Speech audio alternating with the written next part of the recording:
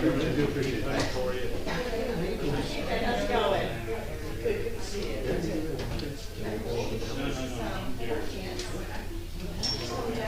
Everyone gets a picture. So the kids slide,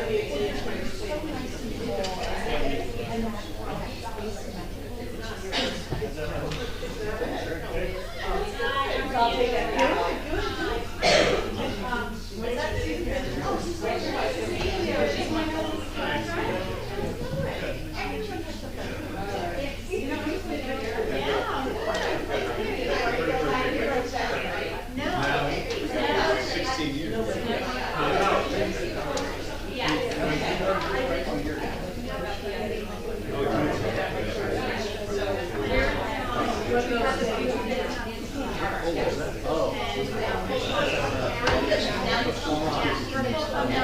I don't get a full.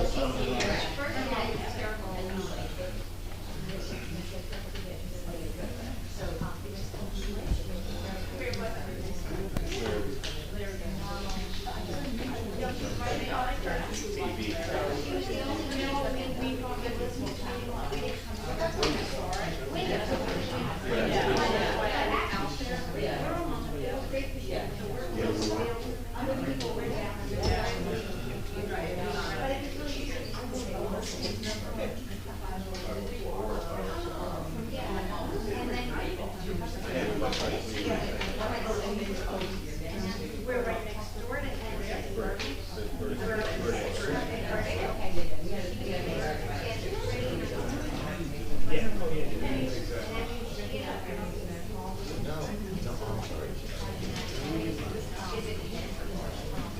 Thank you.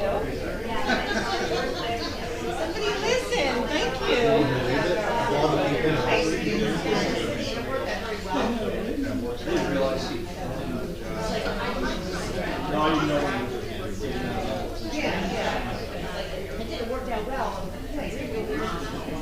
What's funny is, you don't realize the rhythm of this is normally, I do scribble on my envelopes. I notice how one phone call, you can't write on envelopes.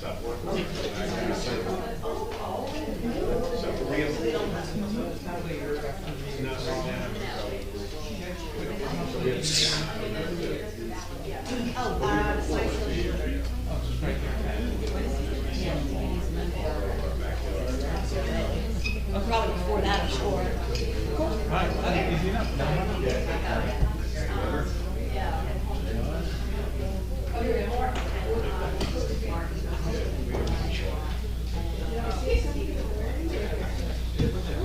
I must have scared him.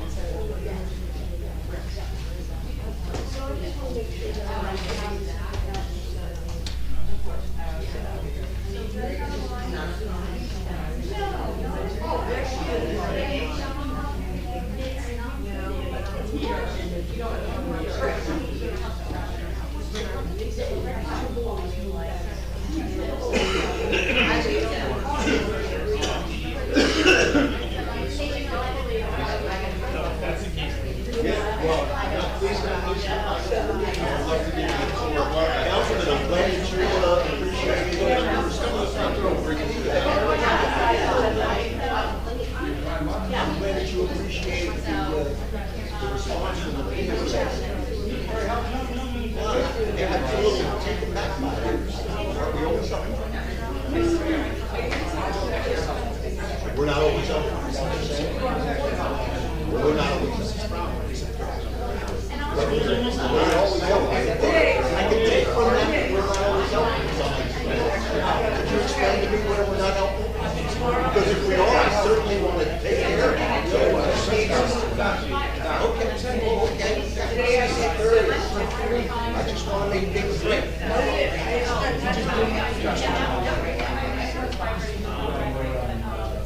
I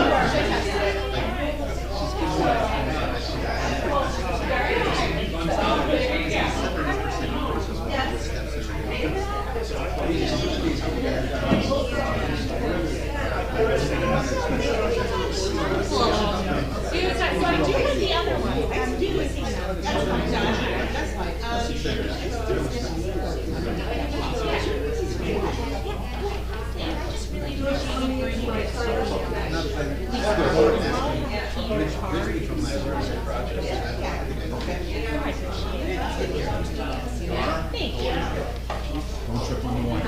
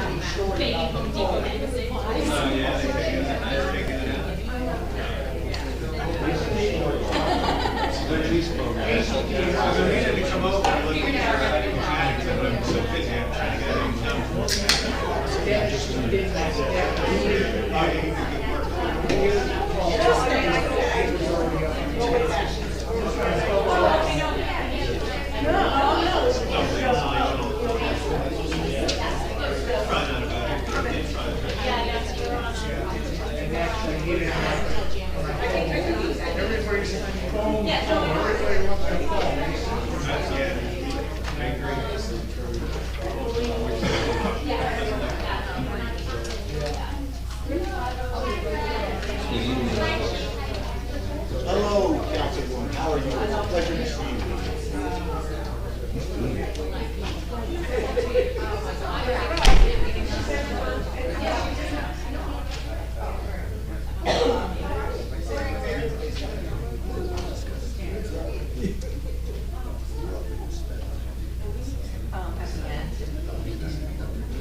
No. 6:30, so let's get rocking. Hey, can I start? I pledge allegiance to the flag of the United States of America and to the republic for which it stands, one nation, under God, indivisible, with liberty and justice for all. I wish to announce that the 48-hour notice as required under the Open Public Meetings Act was emailed to the Asbury Park Press, the Co-Star, and the New Co-Star on December 13th, 2022, that a copy has been placed on the bulletin board in the borough office and that a copy has been filed with the borough clerk. As a courtesy to the public, this meeting may be attended via Zoom.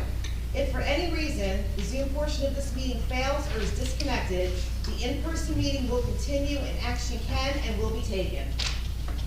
Ms. DeMarco? Present. Ms. DeNoble? Here. Mr. Gubertozzi? Here. Mr. Weber? Here. Mayor Fox? Here. Okay, thank you, Erica, and thank you all for coming tonight, and both here and on Zoom. We've got a couple of big items to review tonight, but I think we'll get through them expeditiously. Hopefully we will. I'm glad to be back. I missed last meeting. I called in for a bit, but missed some of the front and the back end of it. I was in the time zone change, so it would have been a little bit late. I don't know if this was covered up front, but I continue to try to cover the kind of rules of engagement, that we welcome disagreement because we think of things from a different perspective, that our voices should be constructive. We agreed as a council that we would look for a brighter Bradley Beach and ask everyone to join that vision and rules of engagement. Ask everyone to gauge their tone in going forward. We're all neighbors, we all live in the same town. I know that on an ongoing basis, some of those rules of engagement sometimes get stretched, but hopefully we can continue to improve. You know, again, we've had some lengthy meetings. We have put times on the agenda to try to manage that, and we're going to try to stick to those times. We are noting follow-ups and getting back to people with those follow-ups, and also including them as an adjunct to the minutes. So hopefully we'll continue on a path of trying to be more effective and efficient. Again, welcome to meeting number 10, and the first agenda item is a workshop discussion amongst the council on a budget review. I'll start with just a couple of points, and then I'll turn it over to Greg Fehrenbach. Another point I forgot to make is that Greg continues to fill in as the interim BA, but we are very close to an appointment on that. So our 2023 budget, we've brought down the true tax levy to a little bit over 5%. We've recognized increases in the context of an economy that we witnessed some significant inflation rate, and through that, I think, again, we have a prudent, practical, and manageable budget. We have not reduced or eliminated any services to which our residents and visitors have become accustomed. We hope that that would not be the case, and we'll continue to figure out ways to continue to provide services, but continue to be an affordable community. And in closing, and then I'll turn it over to Greg, it is a balancing act. We really try to look at desired outcomes, expected outcomes, improve our services, and that's been the objective of 2023. We've worked very hard. All the departments have pitched in, and I appreciate the work that they have done. But to date, we have not had to do anything that would hurt us programmatically. We want to try to maintain that. So with that, I'll turn it over to Greg, who can maybe facilitate the conversation. Greg's done an extensive amount of work on the budget, and I very much appreciate that. I just want to be able to provide one advisory. This dialogue that is taking place is going to be among members of the council. It's not purposefully excluding the public from the discussion. It is that there is a statute that controls the manner in which a budget is reviewed and discussed. Once the budget is introduced, it is then a legal document and is the subject of a public hearing that is scheduled now for 3 weeks from tonight. All comments from the public regarding the budget that was introduced and published have to be on the record, and they have to be on the record of that public hearing. So for this discussion that we're having, there won't be an opportunity for the public to be able to speak or to question. During the open public comment period, they can raise questions, but we will not be in a position to provide any responses. We have to provide responses to questions on the record as the local budget law dictates. So with that as an introduction, I would leave it open for members of the governing body to raise questions, make statements, whatever the members of the governing body wish to do, and hopefully I'll be in a position to provide those responses. Anybody want to, anybody have questions or comments for Greg? Yep.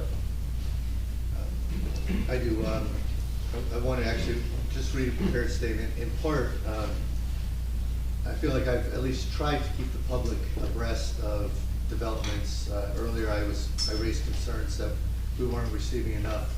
The council wasn't receiving enough information early on. Over the last few weeks, you may recall, for those of you who are here or on Zoom, a couple of weeks ago, we actually voted to introduce the budget because the administration, and in particular, largely Mr. Fehrenbach, along with the mayor, along with the CFO, began to answer some of our questions. So I viewed that as a great positive. I'm going to read a statement just to give everyone kind of an update of how we got to where we are tonight. And then, along with the rest of the council, I do have questions that we'll ask openly for everyone else to hear. So my prepared statement. As most of you know, the mayor and our CFO have been developing the borough budget since January. The council discredited the initial budget, which included a 20% municipal tax increase that was workshopped by our prior BA and the mayor on March 8th. 2 weeks ago, the council agreed to introduce the revised budget in order to begin a timeline for adoption that is provided by the state. As we stated 2 weeks ago, our willingness to ultimately adopt this budget would be tied to the council's ability to get answers to our questions. Over the past few weeks, our business administrator has worked very hard to begin to answer our questions. I want to thank Mr. Fehrenbach for his efforts to date and for his willingness to continue to answer questions that remain open. Although we are told that the public can't comment during tonight's workshop, we asked for this workshop to give the public a chance to hear the council discuss this budget. We still want the public to hear our questions, our concerns, and our recommendations, in the hope that it helps to educate those of you who are interested in how we spend your tax dollars. So now, let me begin a budget-specific comment before I ask some general questions and allow the other council members to do the same. There is one overarching concern that I have with the proposed budget. In order to pay for all of our planned expenses in 2023, I believe we are borrowing more from our surplus than we can reasonably expect to repay. Historically, this borough has consistently paid back or replenished 100% of our surplus until last year. Only recently did the council learn that last year, in 2022, we borrowed roughly $1 million against our surplus, but only paid back $700,000. This resulted in the borough dipping into our surplus by $300,000. In our 2023 budget that we're discussing this evening, we are increasing the amount we plan to borrow from the surplus from $1 million to $1.5 million. But there is no evidence to suggest we can repay this full amount to our surplus. In fact, by my very rough estimates, it is likely that we will replenish another $500,000 or we will not replenish another $500,000 or more. This could mean that in just 2 years, we have drained our surplus by almost $1 million. This would represent almost a third of the $3 million surplus we held at the end of 2021. This is clearly an unsustainable path. To put it simply, we are planning to spend more than we can afford to spend. There are only two things we can do to deliver sustainable budgets to our residents in the future. One, cut spending, or two, increase revenues. And no one wants us to increase revenues by increasing taxes. I don't like this budget for this reason, but I may have to vote to adopt it. We do not have enough time as we sit here in late May to dramatically cut spending or to increase revenues for the remainder of 2023. If we do not borrow this $1.5 million from our surplus, we would have to raise your taxes dollar for dollar. For example, reducing anticipated surplus by $600,000 would roughly double the current proposed tax increase. Over the next few weeks, as we approach budget adoption, we will discuss where we can make further cuts in spending or where we can increase revenues. Unfortunately, I think there isn't enough time to fix 2023. We need to formulate an aggressive cost management plan immediately. The council is officially asking the mayor and RBA to develop a very specific budget management plan that will help us close out 2023 as cost effectively as possible and that will position us for sustainability for 2024.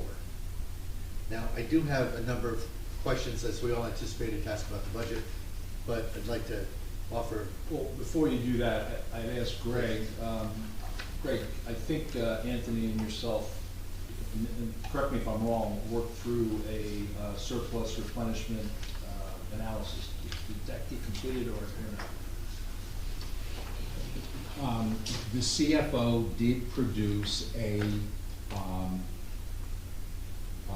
surplus rebuilding plan, which is what it's generally called. And there was a discussion with Mr. Gubitosi and I think Ms. DeNoble one morning, in which he indicated during that he would feel more comfortable if the surplus were being anticipated at a level of 1.1 or 1.2 million instead of it being at the $1.5 million level. He did indeed express a concern for the 1.5 level, but the reason we're at the 1.5 level is because of the general concern to try to keep the property tax increase in 2023 as low as possible. Okay, thank you. Okay, continue. Yeah, and just on that note, when I expressed those concerns, I did not receive reassurances from the BA or our CFO that they were confident we could replenish the surplus. I think we all share a common concern that this is a fairly aggressive assumption in the budget. So when we start to ask about 50,000 here or 100,000 there, just understand that we're starting out planning to borrow possibly another 500,000 or more that we will not be able to replenish. So we're spending it from our savings. And we already spent 300,000 last year from our savings. We're planning to spend possibly 500,000 or more. We may not. We may have a really good year. We may get revenues that we didn't anticipate. We may be able to dramatically cut expenditures over the second half of the year. But the likelihood of doing that to the tune of $500,000 or more, I think is pretty limited. And I had this conversation with our CFO, and he did not disagree. So I just want that to be known to the public. Yes. I didn't have a specific question about that. But when you said Mr. Menino did the surplus plus replenishment plan, didn't he do that on the old budget, the original budget that was going to raise taxes 20%? And when the mayor said that he thought it was a moderate risk, wasn't that based on that surplus replenishment plan? Yes and no. The replenishment plan that I believe the mayor shared with you indicated that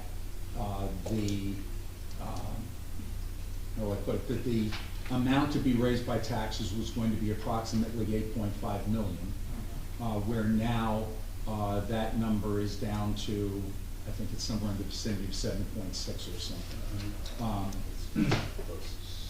But the analysis that he went through in that replenishment plan or that rebuilding plan wasn't going to change based upon the amount of the tax increase. And the reason it wouldn't change is because he simply was going through an analysis of where there would be money coming back into fund balance from what sources, and the amount he had coming back from property taxes was not going to change because his assumption was that an equivalent amount was going to be spent. The way this budget was brought down was not by affecting the revenue side artificially, it was by affecting the expenditure side substantively. And so because of that, his analysis would not have differed whatever you put in terms of the tax rate for this, I'm sorry, the tax levy for this year. So maybe I could start out just asking some general questions. Well, just on this point, Okay. I have stated that it's a moderate risk. It's not a low risk, it's not, I think, not a high risk, I think it's a moderate risk. We do have some potential offsets in the other one time, but you step this down over some time as you're trying to reduce spending or increase revenue. So I'll just leave it at that, and if you'd like to. Yeah, we just define moderately differently.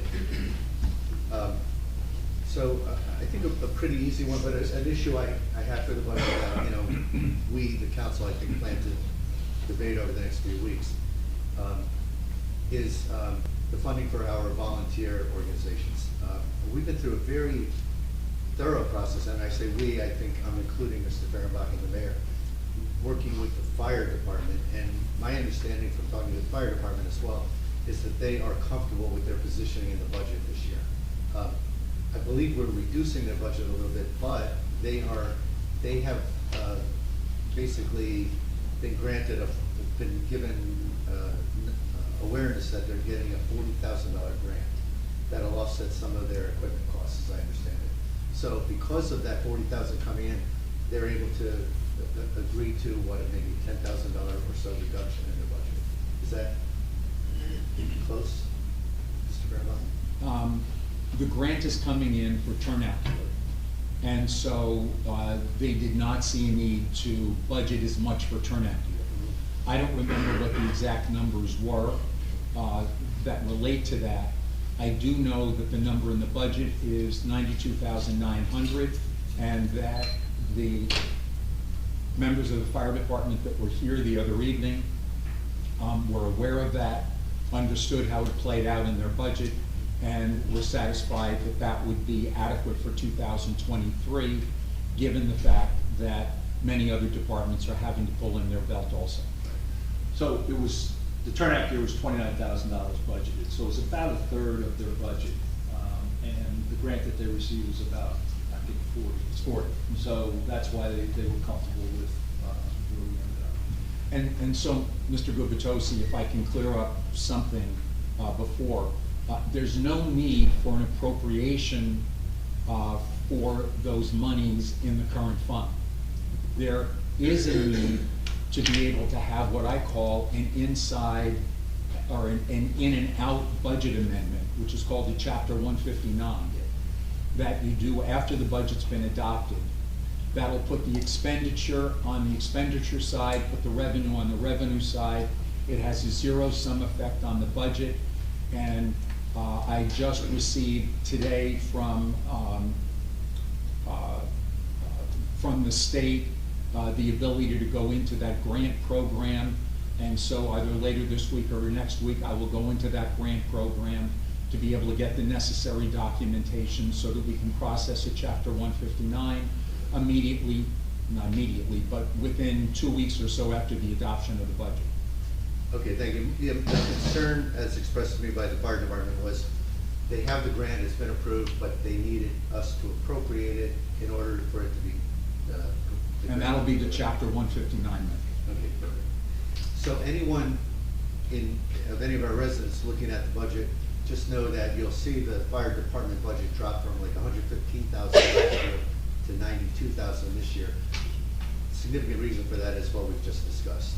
The grants, some issues about how we reimburse utilities, but everybody at this point is happy with the outcome. But the primary reason for that is a shift of expenses from the fire department proper to the municipality's specific utilities account. And it's that transfer that is the primary reason for the drop from what I think was about 115 to about 93.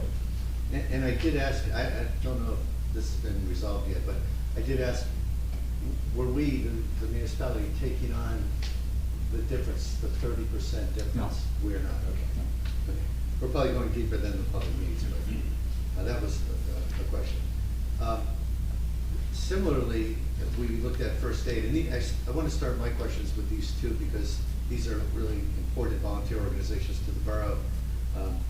First aid, right now, we're not in total agreement, at least I'm not, and I do want to have discussions over the next couple of weeks with the administration. But first aid, last year was budgeted $35,000. This year, they're asking for closer to $55,000. They've shared with me a fairly lengthy laundry list of expenditures they need to cover, to maintain operations. I know right now we've budgeted 40. We've gone from 35 to 40. Right now, in my mind, there's a shortfall of 15 between what they're asking for and what we've built into the budget. So whereas normally I would sit here in front of you saying we're trying to find ways to cut the budget, this is one particular area where we may be looking to increase by $15,000, depending on what Mr. Fehrenbach's review of the first aid budget tells him. Yeah, and that review was supposed to take place last week. Unfortunately, they had a couple of late-breaking cancellations because of some other commitments. So we're trying to get that rescheduled as quickly as we can. One thing I know Councilwoman Denova and I have discussed, Jane, if you don't mind, I'll include the Ozzie Center roof. Yes, please do it, yeah. We were asking about, do we have the budget dollars in place for the Ozzie Center roof repairs? And in fact, we have reserved dollars. Ms. Fairbank, so you said we have adequate reserves. That means that we pay it from dollars we've set up in prior years. we don't have to pay them out of our current budget. Is that? Well, Yes. well, There are at least two sources of revenue. And as I indicated to you in my response, one of these responses that I've given you, there are funds that are set aside for the roof and for other capital purposes. I have not been able to go through to determine what those other capital purposes are yet. I need to get an ordinance from the clerk that I tried getting earlier today, but wasn't successful. I will get that, and then I will understand what the intentions were of that ordinance and the appropriation. For what is on the agenda tonight, later on, whichever of the two choices, there are sufficient funds to be able to fund that contract with Provco. There are additional monies included in this budget to deal with other roof repair issues that may arise and that seem to arise on an ongoing basis. We're not putting it in an operating account where it might get spent on something else. It's in a capital outlay account where the only thing it can be used for is our roof repairs. Is that the 25,000? Yes. Okay.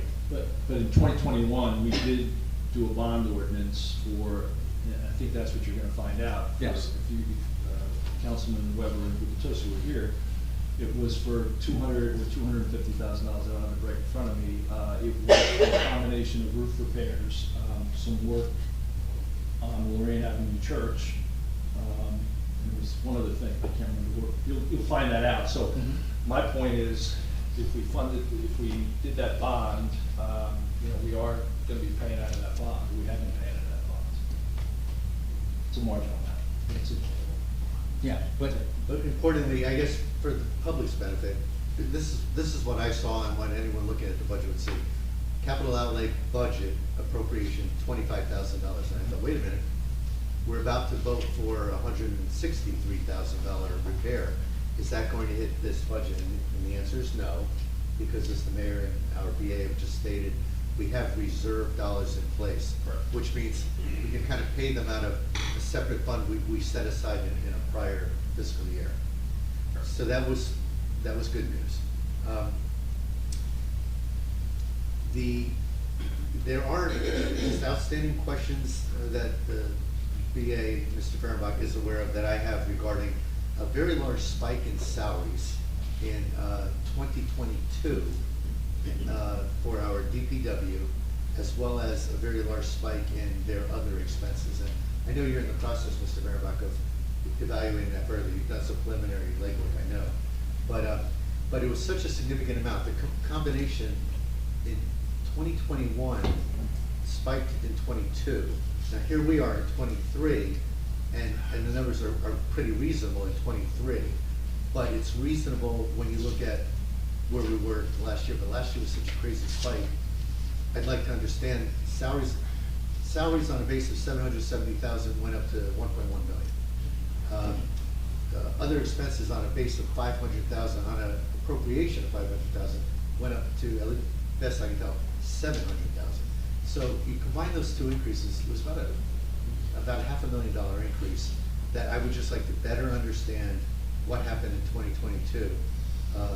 There may have been, very unusual circumstances in the world of our DPW, but I'm just asking our administration to give us a better understanding of what happened in 22. may I respond? Oh, please. On the other expenses, I sent out late today to you and even later to the rest of the council, a spreadsheet in which I took down, not including snow and ice control, or stormwater management, or recycling, which are odd little things, but just the primary accounts of road repair and maintenance, buildings and grounds, solid waste, and vehicle maintenance, the primary accounts in the Department of Public Works. I show you that on an actual basis according to the information submitted to the Division of Local Government Services, that the expenditures in 21, 22 fall in the range of 605 to 650,000. The requested appropriation for this year is 700,000. They are in the ballpark.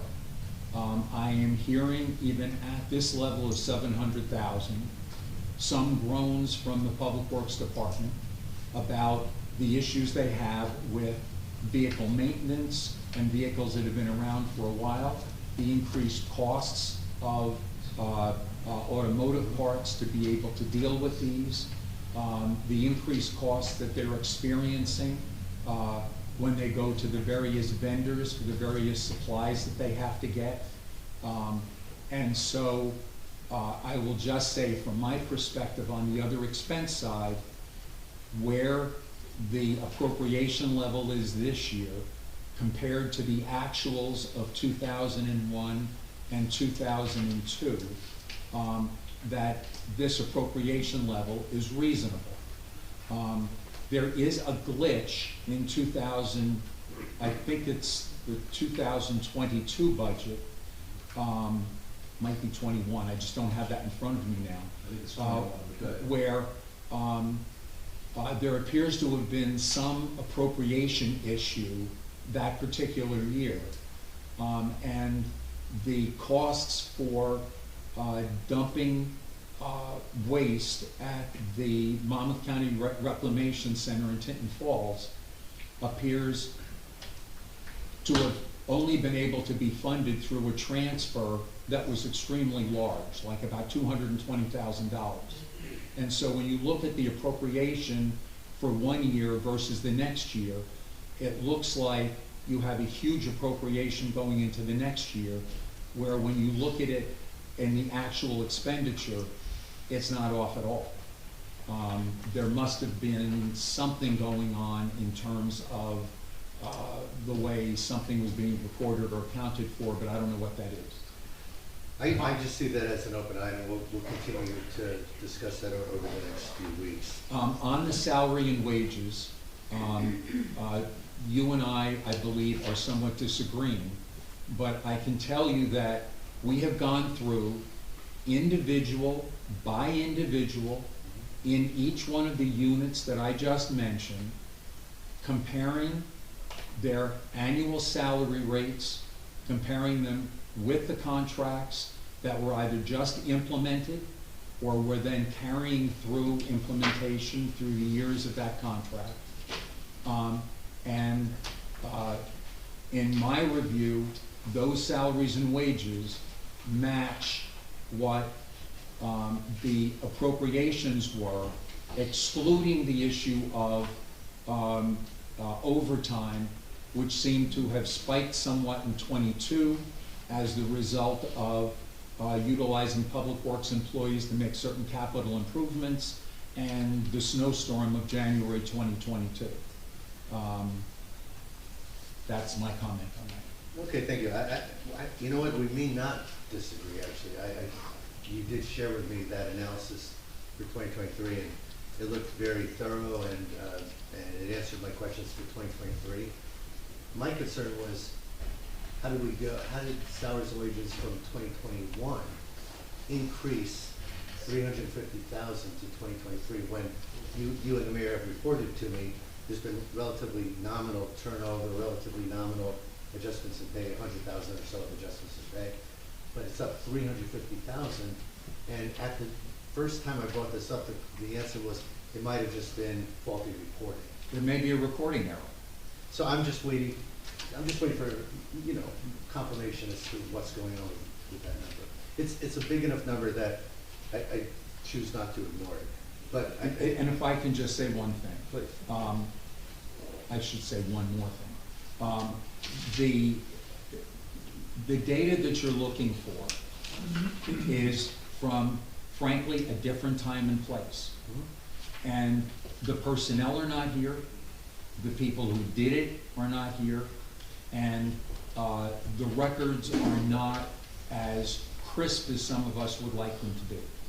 And so it is possible that the answer to your very reasonable question may not be able to be found. And again, we have time to figure this out, so I just want to make sure, as folks try to look through the budget data, by the way, this is sitting on the council's desk, has this officially been shared with the public? Well, yes, let me say, there are about, I don't know, several sheets in the capital improvement portion that's not in there, because I knew that wasn't gonna be part of the discussion.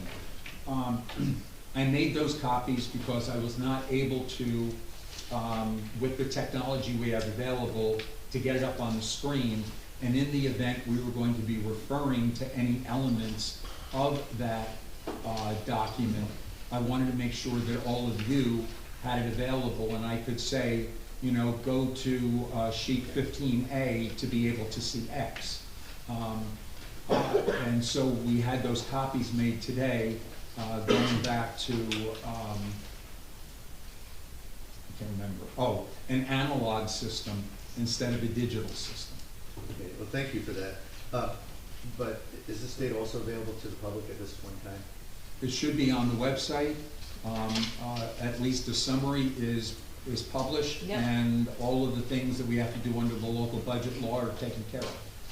Thank you.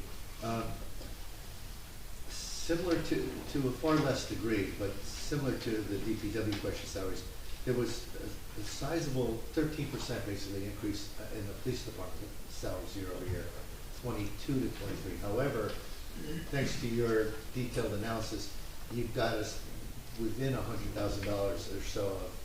It started out being a few $100,000, and you did explain a few variables that was not evident.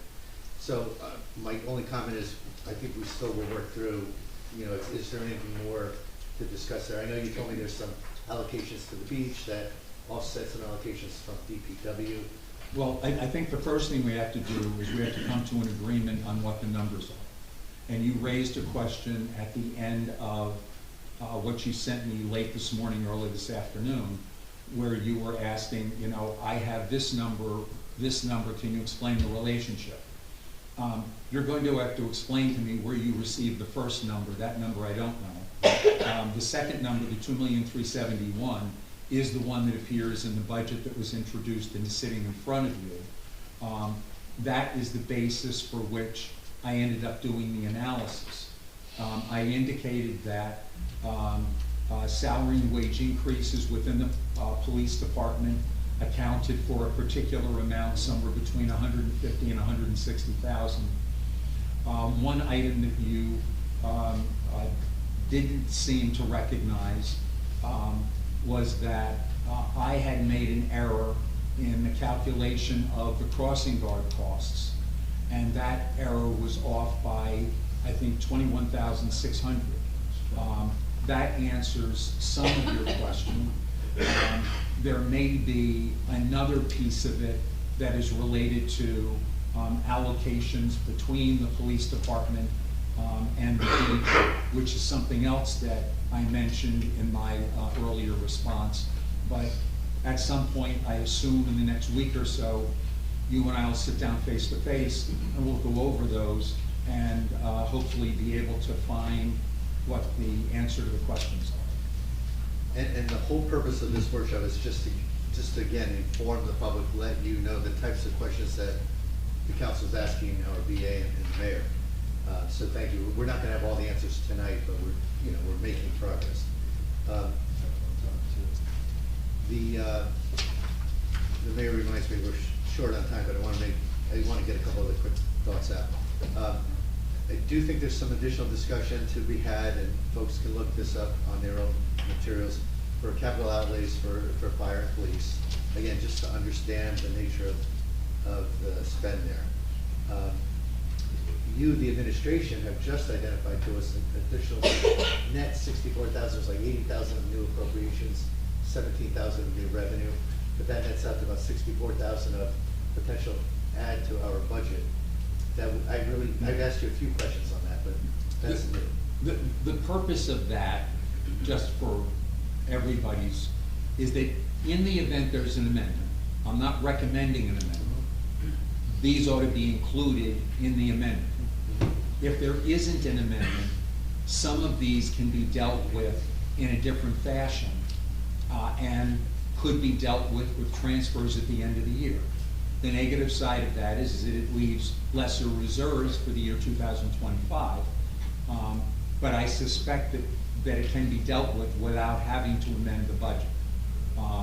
And a budget without amendment is easier to process than one with, but that's gonna depend on where the five of you stand on it. But in your best judgment, you could say right now, the budget that we're all discussing might be shy net $64,000. Like in a perfect world. Something in that neighborhood, yes. Okay. I just want the public to know that you, the administration, yourself, the mayor, perhaps the prior BA, you've worked to remove one of the concerns I had going into this process. I felt we had hired a number of special consultants, and you've confirmed to me that those folks have actually, they're no longer working for the borough.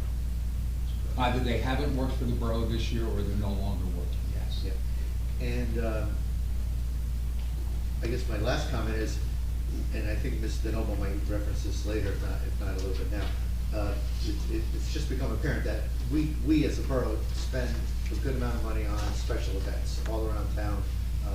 I believe these expenses have grown fairly dramatically over the past year or two. So that's just one other thing that I know, Jane, I don't want to steal your thunder, but Yeah. I know that's something you wanted to discuss. I'll discuss that at the end of my comments, Mhm. but I just want to say too, thank you, Greg, and thank you, Al. I've been following your emails. You answered so many of my questions.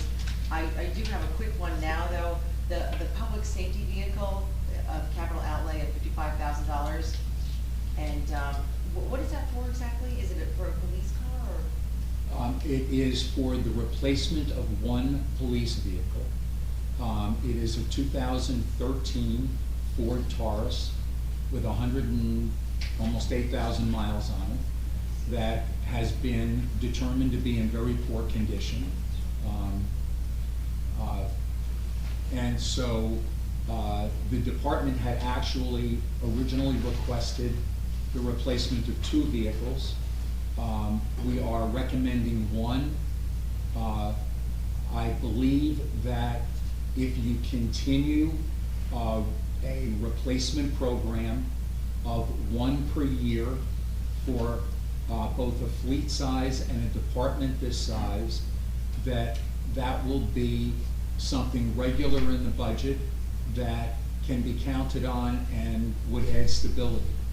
In the event there is a determination not to replace that vehicle this year, it is then highly likely that it'll have two impacts. One is that you're going to end up having some greater expenditures for automobile repair costs, and next year you're going to have to then accept the fact that you're going to have to replace two vehicles, which will then put an added burden on next year. One of the objectives of a capital improvement program or a capital outlay program is that you try to keep things regular. You know you're going to have somewhat increased costs, but if you're taking care of everything, you're replacing it when it needs to be replaced, then you don't have shocks to the system. Things run more evenly. Great, thank you. I still think we should do an asset inventory of all the vehicles we have, even for public works, and maybe assess which ones we can sell, get rid of, and free up some parking, free up some insurance, and just downsize a bit. I did report to you, I think to all of you, that last year, in August, there was a sale of surplus vehicles. I expect that in this year, there will be a similar action taken, and there are a few vehicles that we're currently looking at as needing to go. The issue is that then places more of a burden on the existing vehicles you have and can sort of increase what your capital improvement program is going to be on vehicle replacements in future years, but we'll try to balance that out. Great, thank you, Greg. Okay. Can I stop one last question? Greg, go back to the fire department. So do you say, well, we're increasing the amount that we're paying for the utilities? Like, it's always been 70%, did you say that? Last year, the municipality placed in the fire department budget $24,000 for utilities. On top of that, the fire company pays 30% of the utilities because of their sort of private use of the facility. That $24,000 that was in the fire department budget has been moved out and has been moved into the utilities portion of the overall budget because no other department has their utilities in the department budget. And that was, I believe, an action the prior administrator took to try to make things more consistent and frankly, conforms better with the objectives of the Division of Local Government Services. Thank you. I have just a quick question Sure. here. And again, thank you so much, Greg, you've been so responsive with your email, I really appreciate it. Just as far, you touched on this, as far as like when we were talking about amendment versus chapter 159, but just so I'm clear, I know that we have some legal fees that are unaccounted for, particularly COA special master. So what is your recommendation for making sure that those are accounted for in our budget? First of all, the local master costs, which I don't think were understood when the budget was originally put together. Frankly, we didn't come to an understanding of it until, I think, March. We're estimating right now, based upon the way the billings are coming in, that it's going to run somewhere in the vicinity of $30,000 to $35,000 this year.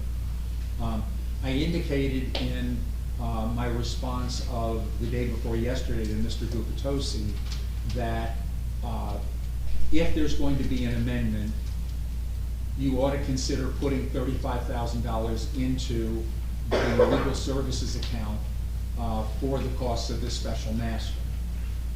If, however, you do not proceed with an amendment, which is what I think many of us would prefer, but if you proceed without an amendment, then I believe that there is enough flexibility in the existing budget that by the time the final bills come in toward the end of the year, after November 1st, the governing body would be in a position to be able to do inter-account transfers and thereby be able to cover it. Thank you. Okay, we will close this workshop out. Hopefully, people got a good sense of where we are and where we're going. And hopefully we have a successful adoption in the next 3 weeks. We'll move to agenda item 6 right now, presentations and bids. Newark Avenue concession, beach umbrella and beach chairs. And Greg, is that yourself or is that? That's Mr. Kane. Mr. Ken?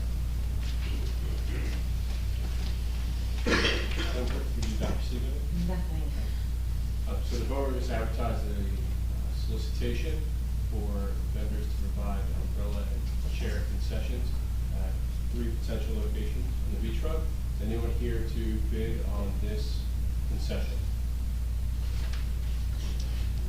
No one having appeared, no one having submitted, the auction is closed with no bidders.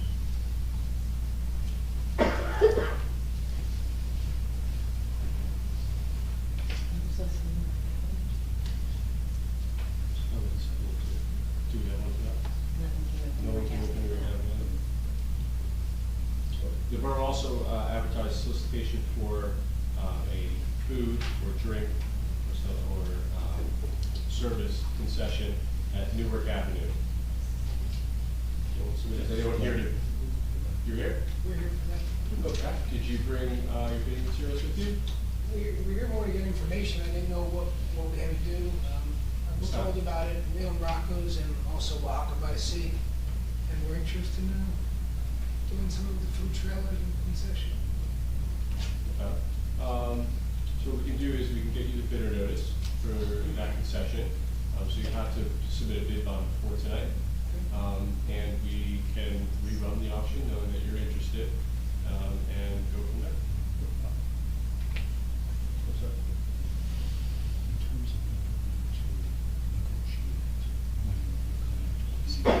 This is the second time. Oh, this is the second Yes. time. The second Oh, time. forgive me, I thought it was the first time. No, no. it's the second. I was I looking for the know I re-advertising. re-advertised, nobody came, nobody brought anything. Well, I'll so- tell you what, why don't, so this is the second time we advertised it, Yeah. and no one has submitted, so, well, contract's law, we can negotiate directly with the concessionaire on the circumstances. Now, later.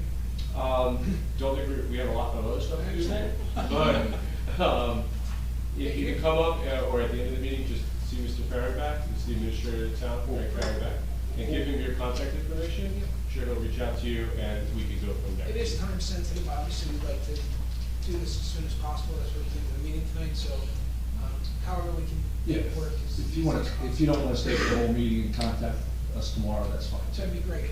We'll be able to respond quickly, because we recognize that we do need a concession there. I think there's a trailer or something available, we can maybe all work something out. I mean, Well, great. Okay, yep. Well, we're able to negotiate, you know, Great. whatever your ideas, the borough has idea, wouldn't want to be there, or anybody has to approve the concession, so we all work together to try to make that happen. We'll call you tomorrow. Thank you for coming, we appreciate it. Yes, we do. Thank you.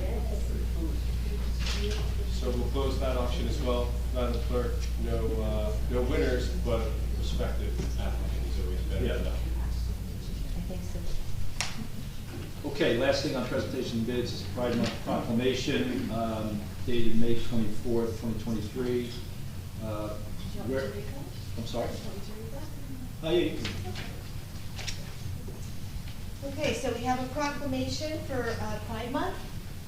Whereas the governing body of the Borough of Bradley Beach recognizes and proclaims the month of June of 2023 as lesbian, gay, bisexual, transgender, and queer, questioning, and plus LGBTQ plus Pride Month. And whereas all human beings are born free and equal in dignity and rights, LGBTQ plus individuals have had immeasurable impact to the cultural, civic, and economic success of our country. And whereas the Borough of Bradley Beach is committed to supporting visibility, dignity, and equality for LGBTQ plus people in our diverse community. Whereas while society at large increasingly supports LGBTQ plus equality, it is essential to acknowledge that the need for education and awareness remains vital to end discrimination and prejudice. Whereas this nation, founded on the principle that every individual has infinite dignity and worth, and the governing body calls upon the people of this municipality to embrace this principle and work to eliminate prejudice everywhere it exists. Whereas celebrating Pride Month influences awareness and provides support and advocacy for the LGBTQ community and is an opportunity to take action and engage in dialogue to strengthen alliances, build acceptance, and advance equal rights. Now therefore be it resolved that the governing body hereby proclaims the month of June 2023 as Pride Month in support of LGBTQ plus community. Thank you. Second, sorry. Okay, that's it for presentations and bids. Thank you very much for, that's an important proclamation. I think last year was our first year of Yes, proclamation. yes. So we can continue with that. Okay, move to approval of minutes. I'll make a motion to approve the May 10th council business meeting minutes. The May 4th. Okay, I was gonna do the, okay, I'll do. May Oh, 4th. okay, Yeah. all right, no, whatever. I had it, you I want, just, Mary, sorry. yeah. May 10th, 2023 business meeting minutes. Make a motion to approve. Second.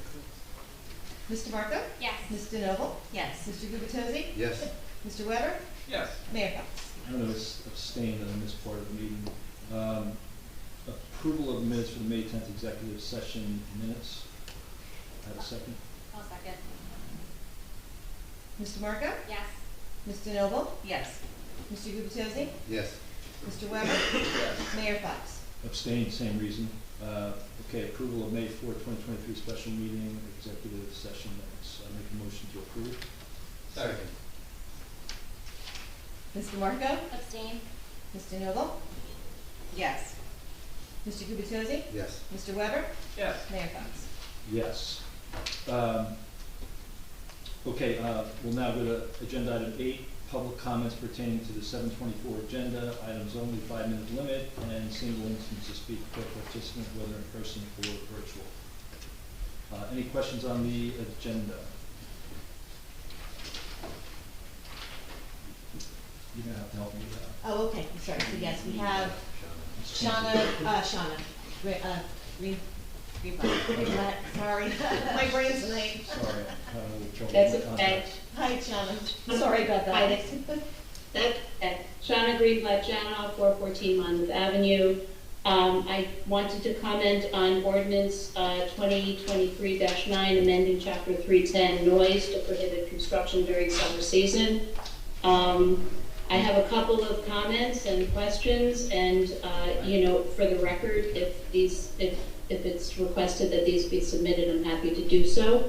So with regard to this, please. Ms. Greenblatt, I just want to ask Councilor Cannon, on ordinance introductions, do we not typically not take comments, but we can take them at the end of the meeting, but It's not? on the agenda.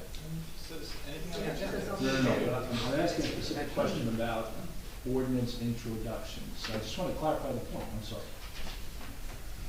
I mean, it's being introduced today.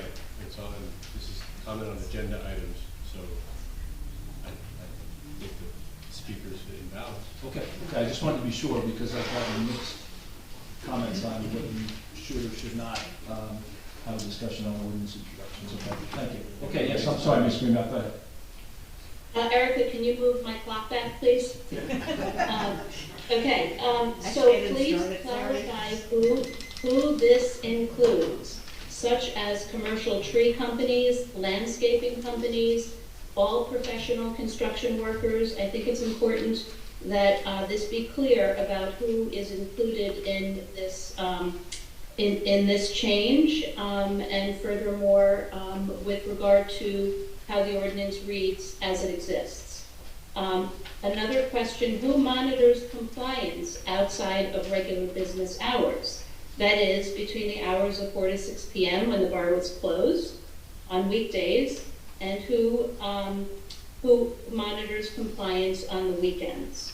If it is law enforcement, will they be advised to act on ensuring compliance? What steps are there in default?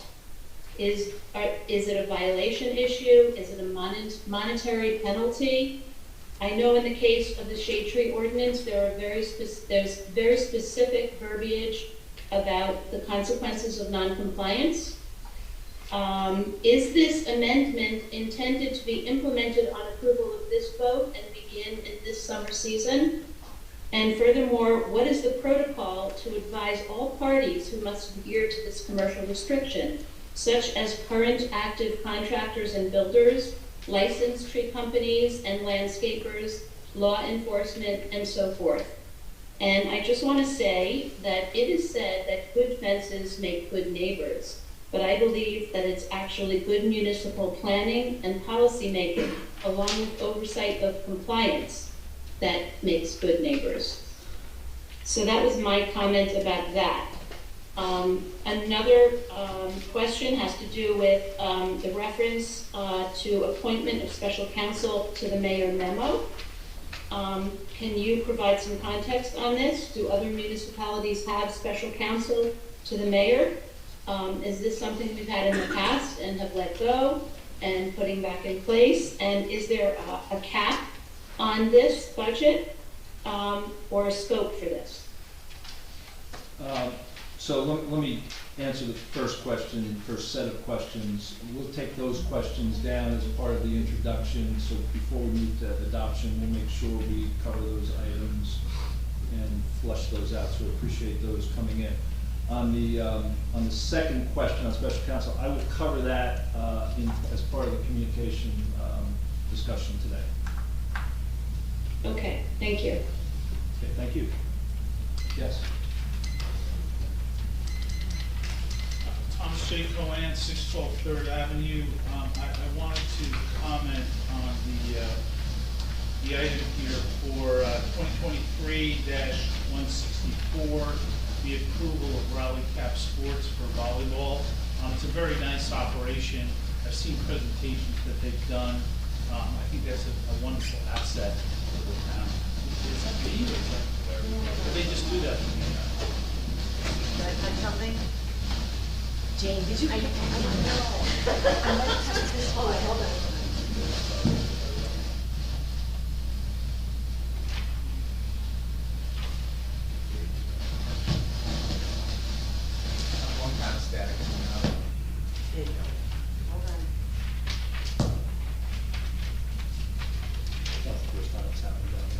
No. Councilor Manel used to do it all the time. Annoy me. Sorry. As I said, Rally Cap Sports is a very nice operation. I've seen their presentations, and that is a wonderful asset for the town. Again, to Ms.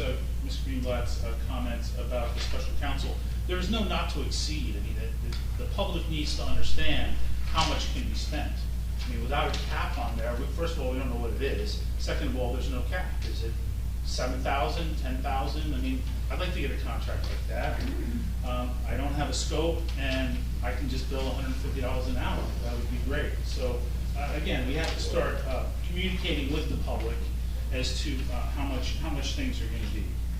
Also, thank you for doing the introduction of ordinance 2023-9. I do agree with some of Ms. Greenblatt's comments, but in a summer community, it's very nice if we don't have the construction noise on Saturdays. And I think the people building houses will appreciate it more when their houses are complete. Thank you very much, Mayor. That's all I have. Thank you. Any other questions? Yes.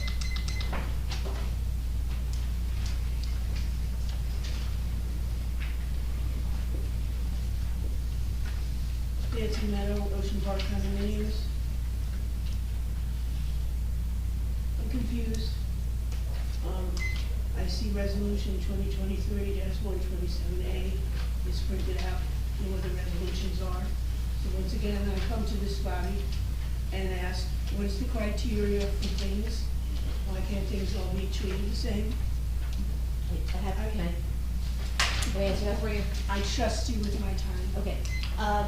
Reason for 2023-127A being out there, absentmindedly, when I was posting everything to the website on Friday, because of the number, I did not post it with all the other documents by accident, but it was on the agenda, so I just made some copies to put out there for the public, and I posted it to the Because you website. didn't want an email from me saying, where is this document? I took it upon myself to correct my error. Thank you. You're welcome. I find the introduction to the noise ordinance also confusing, because it says to prohibit construction activities. Does that mean a hammer? It's just too vague, and I think it will make bad neighbors, let alone bad policy. I am in favor of no noise. Even today would have been nice to have no noise, but either do it right or don't do it. I also find it inappropriate, let alone insulting and offensive, that Ms. Greenblatt brought up under communications, which is part of the agenda, special counsel to the mayor, but we don't get to just make our statements and comments and go on record for understanding it until the next 5 minutes.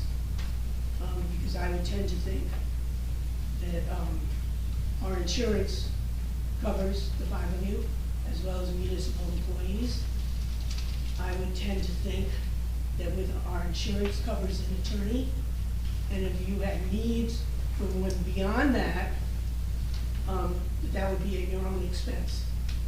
So, once again, with the budget, and I can show you where to cut expenses, and I can show you where to increase revenue, I would think that a tremendous place to start is with. Stop with your feet, you beautiful long legs. I know that's what it is. You just don't want to hear me. Real nice. The budget. A huge chunk that is quite offensive is the legal fees for this teeny little borough. So, again, this bit of this appointment of special counsel to the mayor, you need special counsel, hire your own, at your own expense. Thank you. Yes.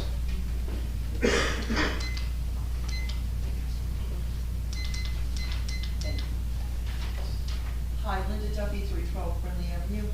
I was just not clear about using power equipment on the weekends. Does that include all contractors or homeowners can? Because homeowners come down here on the weekend and they need to do things, and it might be a chainsaw, it might be a circular saw, it might be a power washer. Are they excluded from that? My understanding is they are. Because it doesn't say that in the We'll ordinance. clarify that in the ordinance. Okay, thank you. But my understanding is that they are. Okay, thank you. Yes.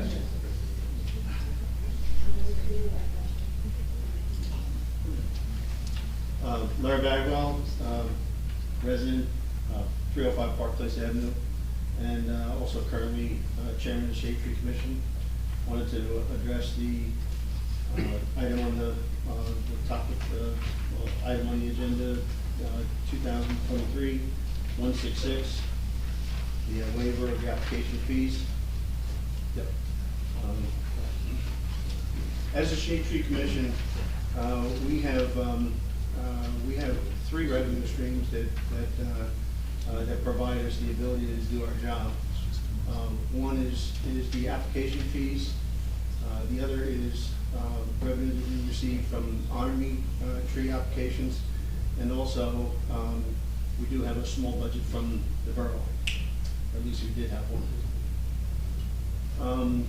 I think that this resolution is not in our best interest. I think it's going to cause confusion because when we started to talk about dead trees and applications not being application fees not being needed for dead trees, all of a sudden every application that came in was for a dead tree. We have a job to do with the Shade Tree Commission, and that is part of our revenue stream. So I think for giving application fees for people who have ignored their responsibility to take care of the trees that are on their property in the planting strips, because it is their responsibility to maintain those trees, we are absolving them of their responsibility, and I think that sets a poor precedent, because going forward, every resident will want to claim the same thing, and we won't have then our revenue dropped off for application fees. We won't be able to do our job. So I don't think we should go forward with the resolution. But if there is a reason to go forward with the resolution, I believe that it's poorly written right now. The word hazardous trees is used in there, and hazardous is a relative term. Every resident is going to claim that their tree is hazardous and not want to pay their application fee. I think if you're looking to be more specific and not open us up to a precedent going forward, red tag should probably be used, because that was a specific event where it identified 18 specific trees, and hazardous trees, again, residents will come to us in years to come and cause us to want to ask for a waiving of the fees as well. We have 194 trees that are that are also tagged for orange, and that means that we should pay attention to those and address them shortly. And I think that if we look at the application revenue that would come in from that, that's almost $10,000 that we could use for funding the shade tree activities. And there's also 160 yellow tag trees, and that's again about $8,000 worth of revenue that again the residents are going to wind up saying that they don't need to pay. Also, the list of residents that are listed on that resolution is not complete, and it concerns me. There's a couple of red tag trees that were not on that list, specifically 206. Second Avenue was not on that list. 710 was not on that list. 500 Burlington Avenue was not on that list. And I don't know the reasons why those residents are not on that list. Also, there is a resident that's on there that had an orange tag, and putting that as a part of the resolution again opens the door for all of the orange tag trees to come and have their fees waived. and that address is 209 Second Avenue. So,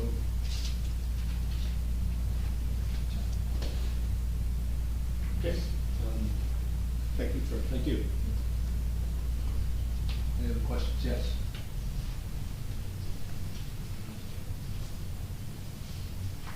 Anita Nazario, 116 North Avenue. Can you clarify what you just said about the noise ordinance? Will it include residential work versus just commercial? Because noise is noise. The word commercial is in, I think it's commercial. the word commercial is in the ordinance. What about residential, non-commercial? Because it's not mentioned residential, I would imagine that's not gonna apply to that. It was discussed at the last meeting, it was brought up at the last meeting. It was suggested that we include that as well Correct. under the noise ordinance, so So are we no the- longer considering that? I think what's important to understand is that what's written on that piece of paper, you can see that it's section P, which means that there's at least 15 other sections, I believe there's 17 total sections. That particular section deals with commercial construction and having contractors come to town on the weekends in the summertime. There are many other provisions in the noise ordinance that could potentially address residential construction if it's being done unreasonably. So at this moment, this particular ordinance deals with commercial construction. Are there other, if something, someone's being completely unreasonable, with a jackhammer at 6 o'clock on a Saturday, there are other provisions in there that could be used to enforce and deal with just that problem, if that makes sense. So I don't want everyone to read that piece of paper and think that's the be-all end-all construction in Bradley Beach. There are other things in there, there's specific equipment mentioned in other portions of the ordinance that could be used to deal with someone who's being unreasonable as a homeowner. Is the full ordinance with all the sections available online? Yes, ma'am. It's chapter 310 on the online code. Great, thank you. You're welcome. Thank you. Any questions? Yes.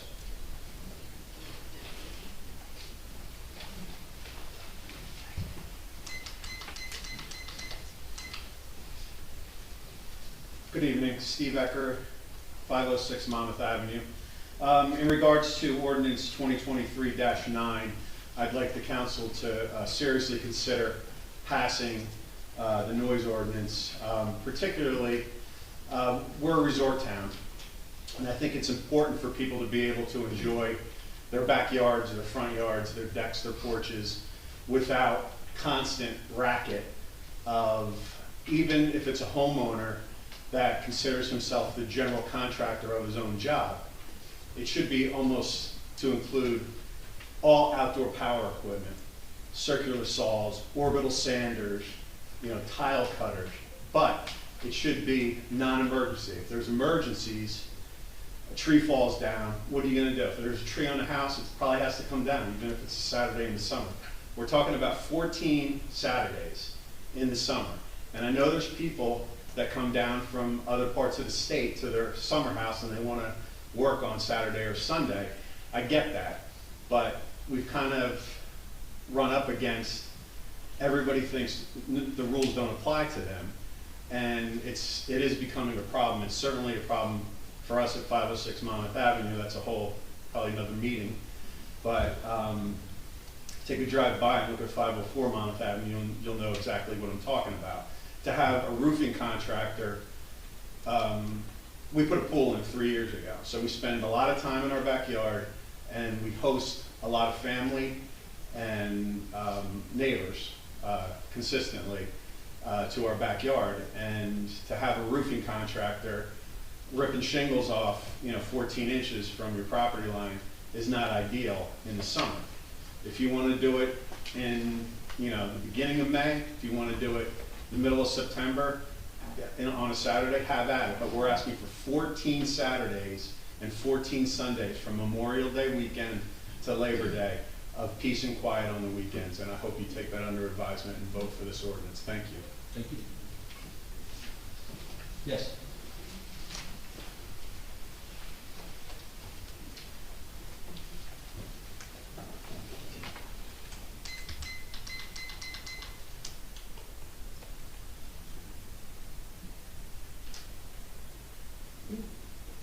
Eileen Shishius, 112 Fifth Avenue.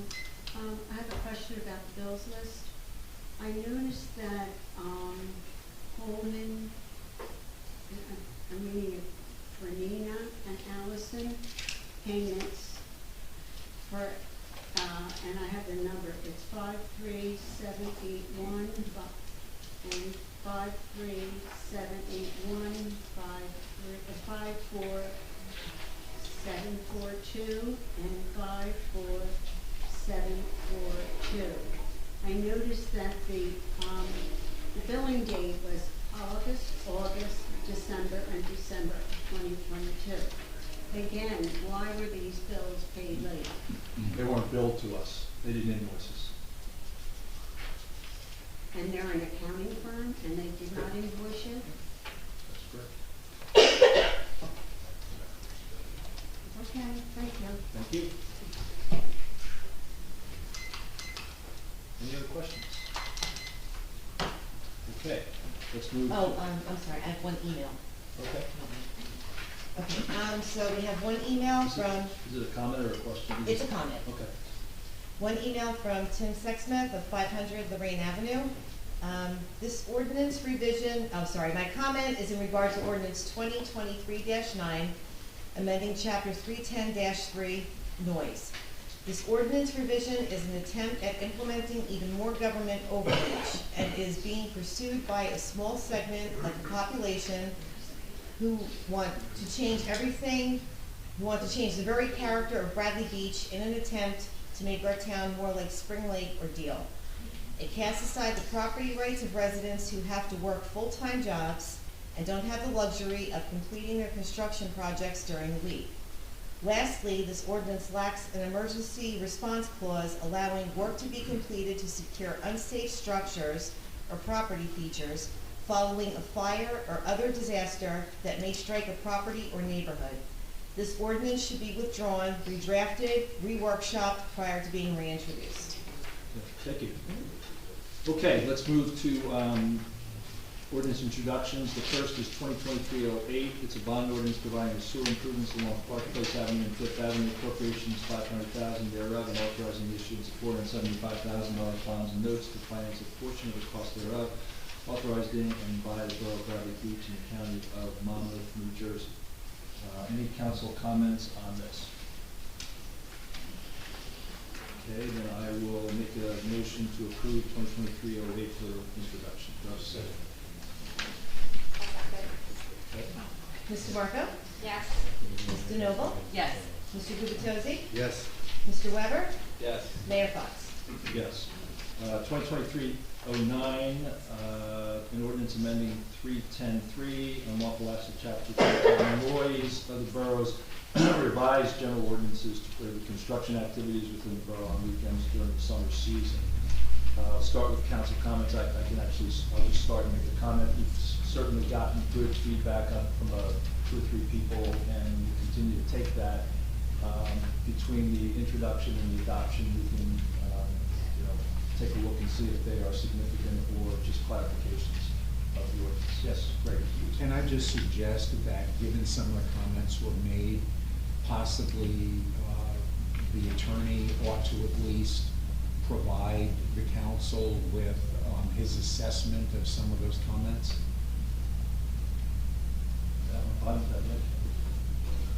So, I think some of the confusion arises from the fact that only a portion of the ordinance is being read. So there's in 310, I believe that's, thank you.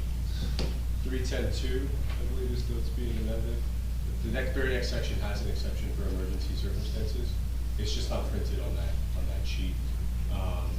As well, as I mentioned to the one report, a lot of the confusion I think stemmed from some of the audience members that don't recognize it's only an excerpt that's in that ordinance. So there is an exception for emergencies, and there's many other things that can do with a tile cutter by a homeowner on Saturday at 9 o'clock. Or you're having a barbecue, things like that. Mr. Cameron, is enforcement already addressed, or is that not addressed right now? So enforcement is the code enforcement or the police department? Well, however this would be enforced. Is it just a no-go reference to a different section? I think it references police. I believe it's the code enforcement or the police. So if you have your noise issue as a party, you know, that would be probably more the police responding.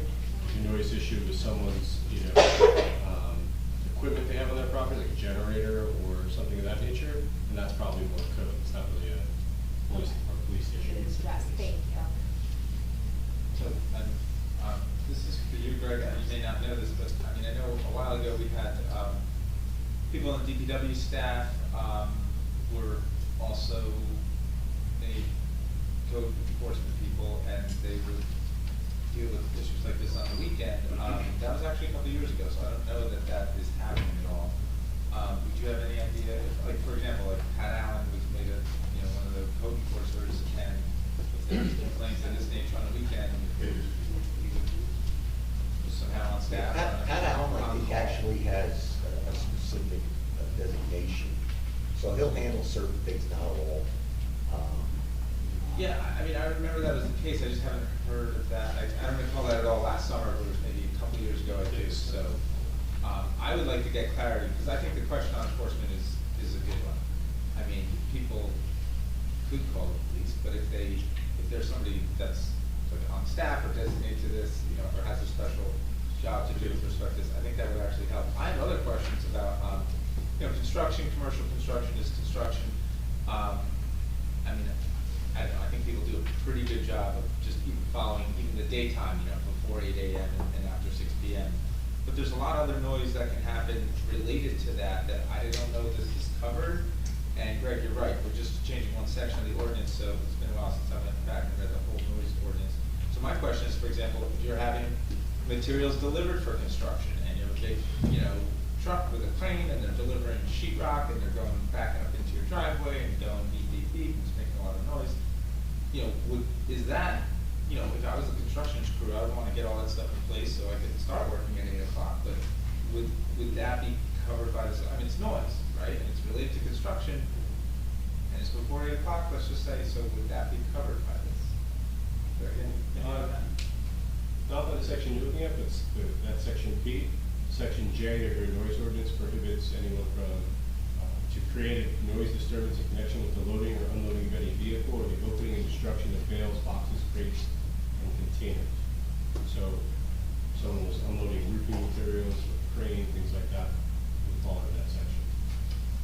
Okay, So if I can just interrupt here, Greg, if we have a previous opinion that setup was allowed, are you saying that it's no longer allowed?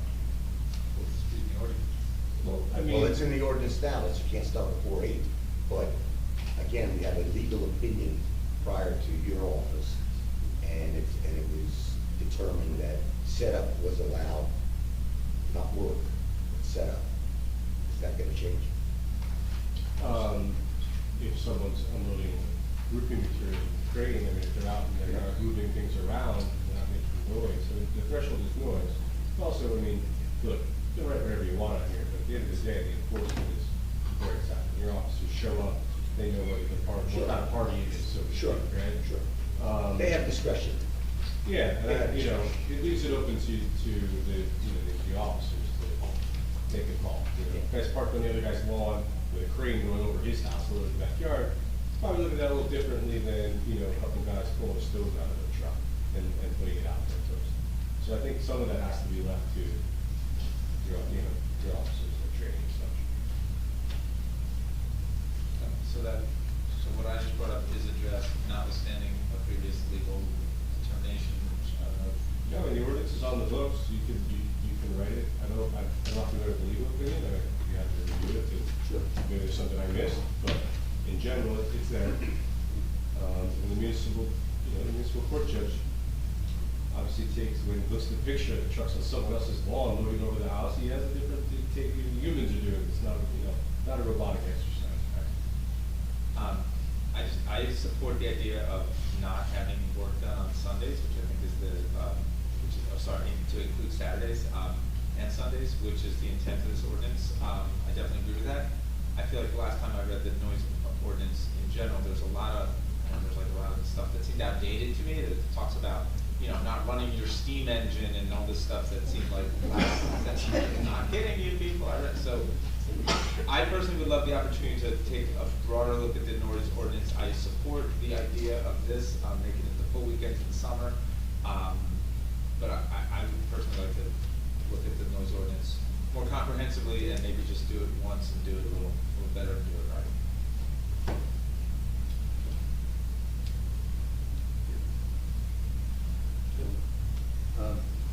So I appreciate the audience's comments.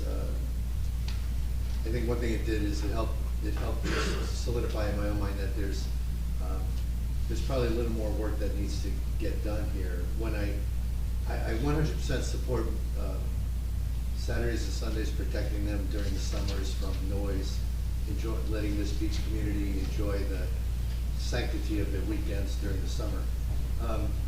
But the language itself, it wasn't as clear as I would like it to be just around construction. And I do think, Mr. Cannon, I totally understand why you would present this amendment limited to that one section, but it kind of begs the question when people are asking, well, what do other areas of a given ordinance say? Would we be better served, do you think, as a council, just for the future, to include an entire section, even though we're only modifying one element of it, or? Yeah, I could do that. Yeah. But just, frankly, the workshop discussion, everyone seems so familiar with the ordinance, and I was like, well, I don't have to reprint the all today.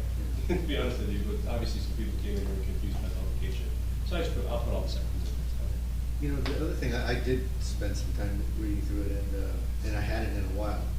And not only did Mr. Weber reference steam engines, but there's a lot of references to decibels and audible measures that I don't know if they're all that practical. Chief, is it practical if somebody calls you and says it's at a certain decibel level of X? Not really. Actually, we don't even have that reader anymore, so I don't know how we're gonna go about doing it. But we don't need the decibel level to actually write a song. So. How do you manage that, just in general? What is it reasonable? Well, it's based on a complaint, and of course the officers make a observation, and after that observation, they determine whether or not they believe that it's a violation of the ordinance. If in fact they feel that it's not, they will then offer the complainant the opportunity to sign a complaint and appear in court. And when we'll issue it, they'll have to appear in court and let the judge make that determination. Now, I don't know how well that's going to go over in court with police officers testifying to you if it was that loud, but that's the option. Yeah, I was trying to put myself in your place, and I'm thinking, how are you gonna make that stick? Like how do you measure the decibels or whatever it is? There's an app for that. There's an app for everything. Yeah, there's an app for that too. Well, it's gotta be certain. Right. It was a mess to maintain because it had to be annually certified. And I mean, the apps they're not gonna, the courts won't accept them. So, again, it's easy.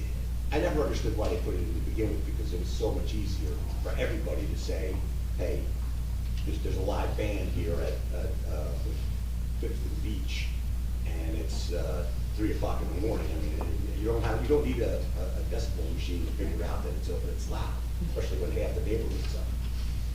Right. And, I guess as I was looking at this myself and then listening to public comment, listening to comment from our Zoom participants, my inclination is, I think I'm torn because I would like to move forward with something fairly quickly. Memorial Day is upon us already, and anything we delay here tonight is going to push everything else back a couple of weeks. But that said, I think we would all benefit from doing this right, doing it once, but doing it right, and spending a little more time with this, and possibly tabling it and reintroducing it 2 weeks from now, whenever our next meeting is. I don't know, does anyone else have comments? My comment would be, given the questions that we have, are they incorporated into the ordinance or not? And are there any changes that we have to make based on the input from people, substantial or de minimis? And I understand the point about being comprehensive with it, but with an ordinance like this, we're never going to catch everything. If we get it majority of it correct, and we note that there's changes, we can make those changes after the summer, after we experience things. It would be my opinion, because if we don't do it now, it's not gonna happen in the summer, so that would be my opinion. So if it was, we introduced it in 2 weeks. We could- I think we're missing a week, actually. I think we have 3 weeks to our next meeting, isn't that correct? Correct. Yeah. We introduce it next meeting. Both meeting, we could introduce it, pass it the second meeting in June. It'll take effect 20 days later, it'll take effect Late July. middle of July, late July. It's better than nothing.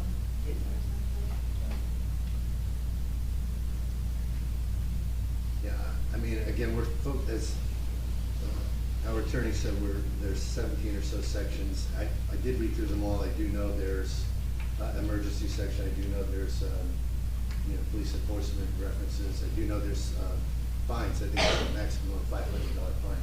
So this ordinance has a lot in it, but it also has a lot of really antiquated references. It references gardening equipment, but not landscaping equipment. I mean, it's silly things, but again, I think there's a lot of clarity we could add if we give ourselves a couple more weeks. I applaud the council, I applaud our attorney for getting us to this point that we could try to introduce this tonight, because we're just following 2 weeks after we had the workshop. And we got a lot of diverse, public feedback at that workshop 2 weeks ago. I just think, despite our best efforts to move this forward quickly, I still think there's more work to be done before we try to introduce. So, I'd be in favor of tabling it and not get back. I mean, we'll see how it goes. I'll make a motion that we table this until our next workshop, until our next meeting, to give us more time to modify the amendments we'd like to consider. Is there a second? Second. Ms. DeMarco? Yes. Ms. DeNoble? No. Mr. Gubatose? Yes. Mr. Weber? Yes. Mayor Fox? No, and my reason for no is, I think we can get it, the majority of it correct, and if we have to make additional changes, summer's upon us, so I would hope we could, but, we'll work as hard as we can. Get it reviewed. Okay. We go to communications. There's 5 communications, recreation summer camp employee memo, which lines out all our summer camp employees. The SLEO seasonal employee memo, the part-time fire protection subcode official inspector memo, our fire marshal resigned, so this is a backfill for that. Beach staff seasonal employees, and an appointment of special counsel mayor. We're about to go into resolutions, so I'm gonna cover that last communication item, and then we can go right into resolutions, because it does have an impact on a couple of the resolutions. I'm gonna give Council President DeMarco a minute to get here. Give her a few seconds, but keep going here.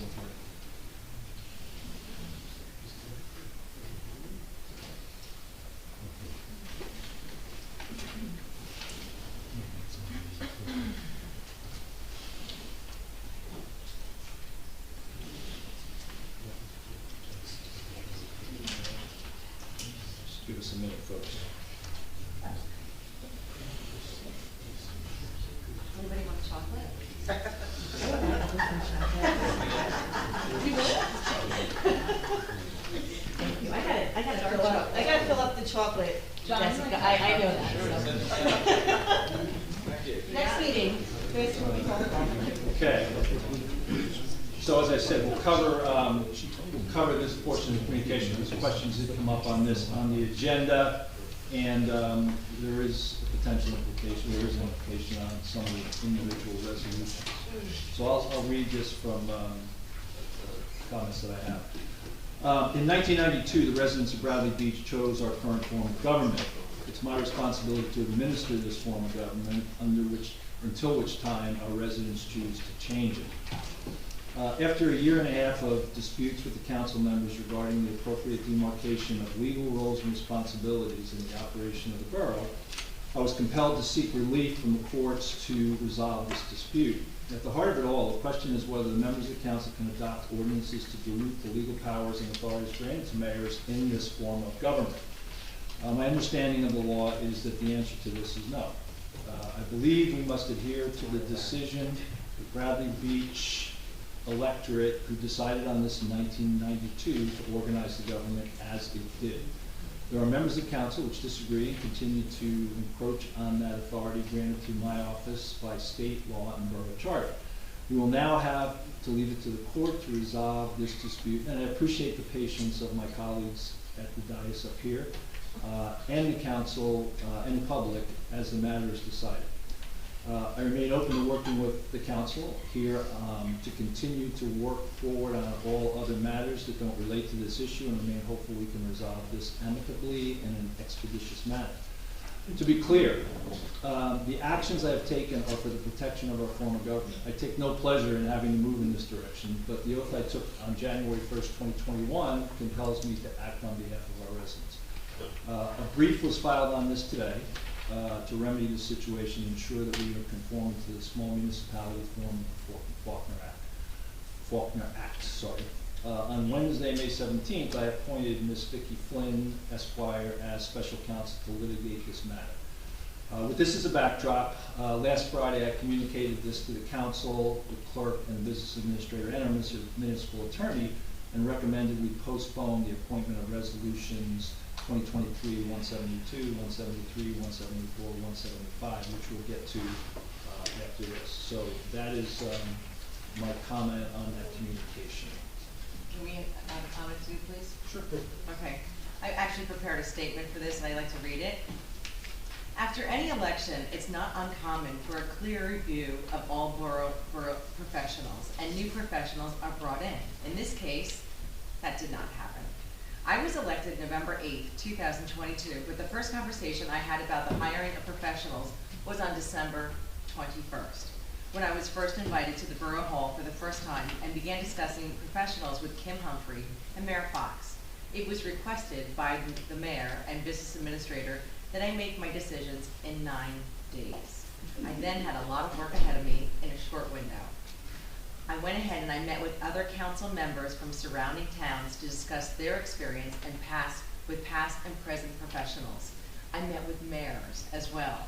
I attended council meetings in other municipalities. I called many professionals directly with questions. I completed the way sheets as requested by Mayor Fox and Business Administrator Humphrey.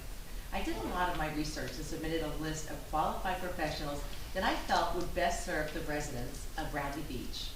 So I gave my advice, as per the ordinances of the borough. Apparently, it was not what Mayor Fox wanted to hear, and he stated in an email it was retribution and a power grab. The mayor sought legal advice from other municipal attorneys and our tax appeal attorney, who provided a 10-page brief report at the expense of the taxpayers, all while trying to find a way to avoid the council's advice and consent at any cost. The mayor also stated the advice and consent is a rubber stamp for his decisions and his nominations. Take it from me, especially being a woman. Consent is never a rubber stamp. I wonder who is Mayor Fox serving? Developers, political action committees, labor unions, and professionals that contributed to his campaign? The last quarter of 2022, while not a mayoral election year, the Larry Fox for Mayor Committee report reflects $4,700 in donations. One in particular was from a group called Fix Asbury Park in the amount of $2,700. This specific donation comes with no contact person, address, email, or phone number. And we really don't know who is backing Mayor Fox or the reasoning for his dictatorial motives. Bradley Beach does not need to be fixed or overdeveloped, because Bradley Beach is not for sale. I stand by my selections just as I stand by the residents of Bradley Beach. Thank you. Thank you, Councilwoman.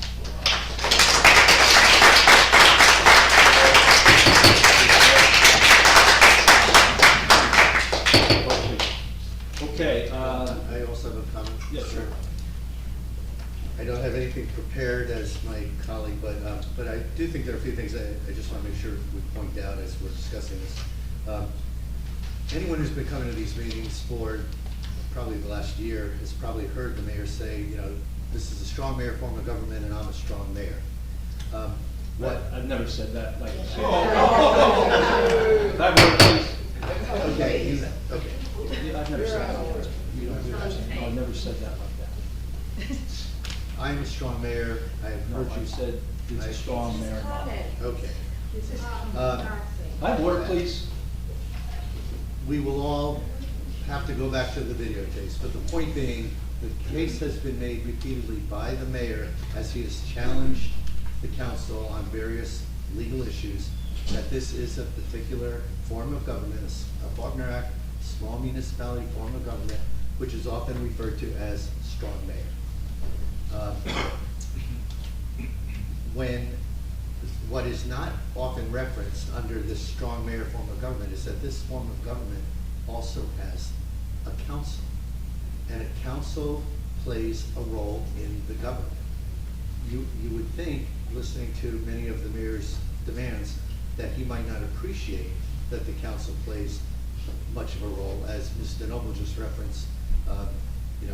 Our advice and consent, at least in the mayor's mind, in a strong mayor form of government, should mean something more akin to a rubber stamp approval. That is not the way I, as a member of the council, view his authority. I view that as council authority to approve certain nominations made in the course of council work. Working under our existing form of government, the strong mayor form of government, the state statutes give us very specific guidance that say we, the council, have certain rights to advise and consent mayoral appointments. And they specifically reference references that we include in our ordinances. We, the council, included an expanded number of professionals in our ordinances to make sure that we were complying with the strong mayor form of government. This is not, in our opinion, at least in my opinion, this is not contradictory at all to the current form of government that we are in. Probably most importantly, we as a council, all of us, including typically the mayor, we all look to our municipal attorney as our kind of legal bastion. I mean, you've probably heard many of us say, Mr. Cannon, what do you think about this? Mr. Cannon, what do you think about that? And the reason we often do that is honestly to protect ourselves. We want to make sure that if we're making some judgment different than what our legal counsel for the entire governing body thinks, we certainly are going to think twice before we contradict our counsel, Mr. Cannon. You've probably heard over the last few months that Mr. Cannon has repeatedly responded to challenges from various individuals, from the mayor himself, from attorneys that the mayor has solicited to help him draft briefs on this, to this effect. So at the end of the day, I don't want to put words in Mr. Cannon's mouth, but I think we've all witnessed him firsthand say, I've delivered my opinion numerous times, my opinion stands. What that brings us to is a point in time where one of the council members, it happens to be the mayor, but it could be any one of us, one of the council members disagrees with the governing body's attorney. If that were me and I said, I disagree, I'm going to sue the borough, I would be paying for my own attorney.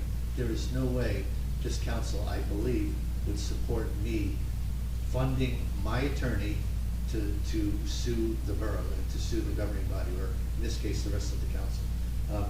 So I guess, one, I want to make sure I state very clearly, we are all following Mr. Cannon's advice. These amendments that we've made have been with much guidance from him and tweaked many times by him. And ultimately, I want to make sure that I state publicly, I have no intention of spending one penny of taxpayer money on this appointment. So if the mayor's prepared to fund this from his own funds, his own campaign contributions and so forth, so be it. But the council, as far as I'm concerned, the the council will not be supporting this financially at the expense of our taxpayers. Any other comments? Because I do have a comment I'd like to make. Can I jump in real quick? Sure. The last word. I just want the public to understand that, you know, I'm involved in this as I'm the borough attorney. I'm trying to understand my role. The legal questions that the mayor and the council are arguing about, questionable.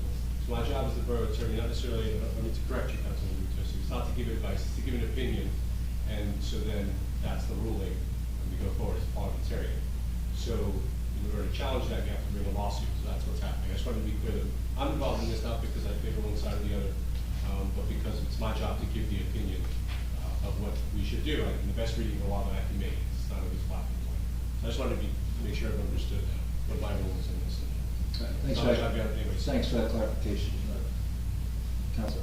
And, you know, part of the legal world, correct me if I'm wrong, Greg, is that you render opinions. And this opinion is one that I particularly don't agree with, and I'm going to go back to, this is more of defending that Faulkner Act, and ensuring that we're not going over the line. I do want to make two other comments. This comment that was made by both council about rubber stamping. I made that comment offhandedly, and it was an inappropriate comment. I've corrected it a number of times. I'd like to correct it one more time. Maybe it's the last time I have to. We'll see. Can I have water, please? Thank you. Advice and consent, my view of advice and consent is that it is a check and a balance, and that's what I believe it is. It's not a control and decision-making device. It's a check and a balance. That's what I believe, and I think that's what we'll find out. So I wanted to just clarify that point, because it's come up a number of times, and I've maybe not been as clear and correct. So I think that's it. So let's move to consent agenda. We have three items on the consent agenda: 2023-163, the bill list for May 24th, 2023; 2023-164, the approval for Rally Cap Sports to conduct beach volleyball for participants with special needs on Wednesdays in July and August at Cliff Avenue and Pollution Avenue; and 2023-165, the award of ATM machines on the beachfront promenade to Coastal ATM. I'd like to make a motion to make a comment real quick. I just want to comment on the bill list. In particular, I'm not going to ask to call it out and vote separately, but I want the public to know that there were a number of issues specifically related to the VHFA fees. I think one of our residents mentioned that earlier today. I've had a good amount of conversation with Mr. Fehrenbach, and at this point in time, the best I can tell, the different fees that are being identified, 2 months of CMFO payments in 2022, as well as some other payments that are roughly, I want to say 2,560 or something like that, all appear to be covered by various previous approvals by the council. So I am watching this particular relationship closely, only because I believe there have been payments made previously that should have been approved by the council and were not. But in talking with Mr. Fehrenbach, I believe these are appropriate payments. I just want to go on record saying that. Okay, thank you. Make a motion to approve consent agenda. Second. Second. Mr. Marco? Yes. Ms. DeNoble? Yes. Mr. Gubatose? Yes. Mr. Weber? Yes. Mayor Fox? Yes. Individual resolutions, we have a number of those tonight. 2023-127, authorizing the borough administrator to purchase new roofing system and retain certified contractor from New Jersey State Purchasing Cooperative for the Ozzie Center Municipal Building in the amount not to exceed 163, previously tabled 412, 426, 510, and amended 524. Mr. Fehrenbach, you don't have any comments relative to this, because I know you've gotten a communication out to the council. Yesterday I sent out, I believe it was, maybe Monday, but I think it was yesterday, the alternate proposal from Provco. As I believe the council recalls, we've gone out for the past couple of months trying to receive quotes. We finally received the second quote last week, which was more than 2 times the Propco quote. Councilman Gubitosi had asked for a consideration as to how might it be possible to reduce the cost of the Propco proposal.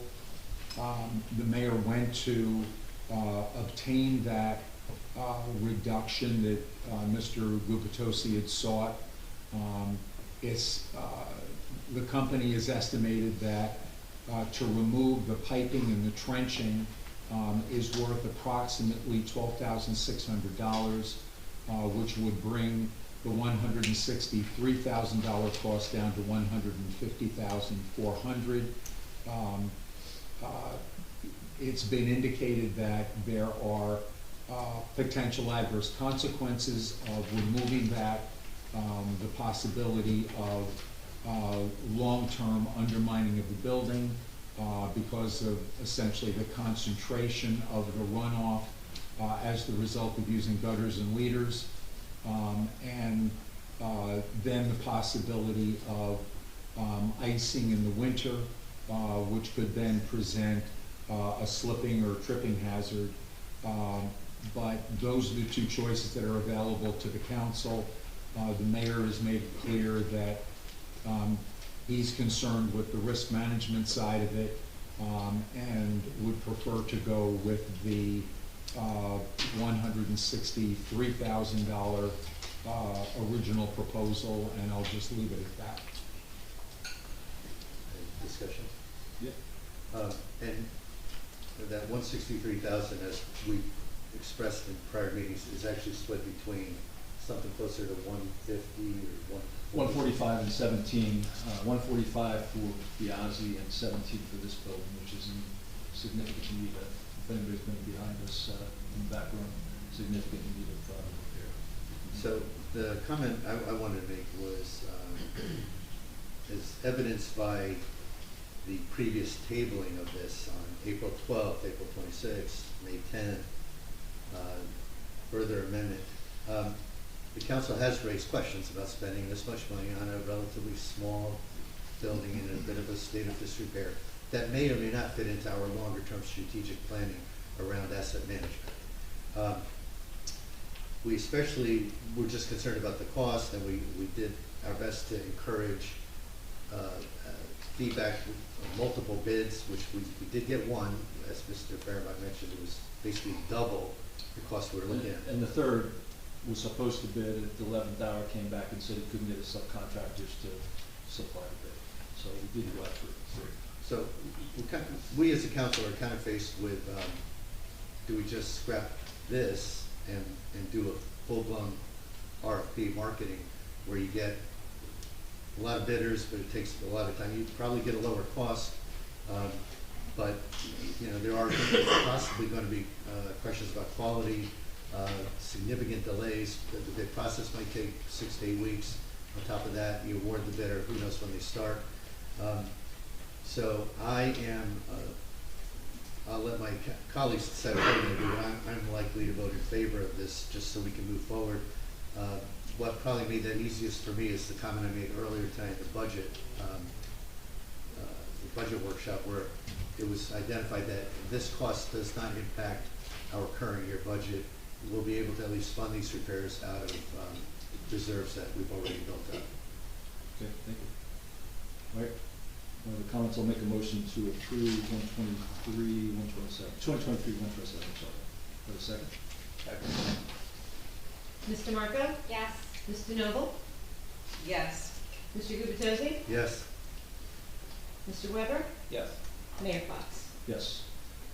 2023-166, resolution ratifying a waiver of $50 application fees under Borough Code, Section 12510F for Chapter 425 trees for certain properties required to remove or remediate hazardous trees. And I would suggest, I'll make the first comment, that we change hazardous to red tag to remediate primarily red tag trees. I don't think that's a significant change, just 6 minutes. basis the input of Mr. You call them flags or tags, red flags or red? Tag. Tag, red tag. T-A-G. TAG. They were tagged to be That's what I red. thought you said, okay. All right, so we're changing that to red tag? Yes. Okay. I said to remediate primarily red tag trees. Okay. So, No, that, because actually, we've only did the inventory on, public lands. This would not pertain to private property, correct? This, the waiver of $50 fees? I'm not sure I understand the question. Let's say someone has a dead tree on their private property, would they still have to pay the $50 fee?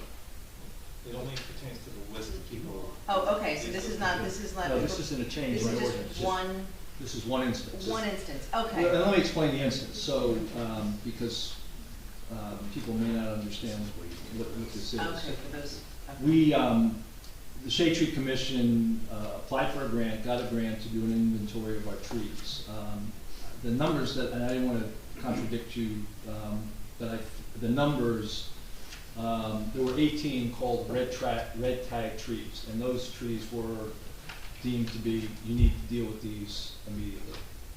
And we put a program together because it was in the November timeframe, to basically ask those residents to remove the trees, pay an amount that was less than an individual would pay, just contracting themselves. And we actually contracted, our public works supervisor found a certified contractor that did it for a really outstanding cost.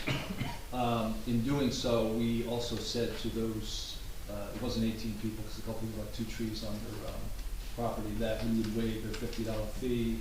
They contributed to the tree trust, and we still have some cleanup to do on that, but that was the rationale of waiving the fee, because it was I won't call it an emergency, but we did have a situation where one of those trees did come down and actually injured a resident. So I didn't really want to take any more chances from a safety perspective in doing so. So that's a little bit of background as to why we did that.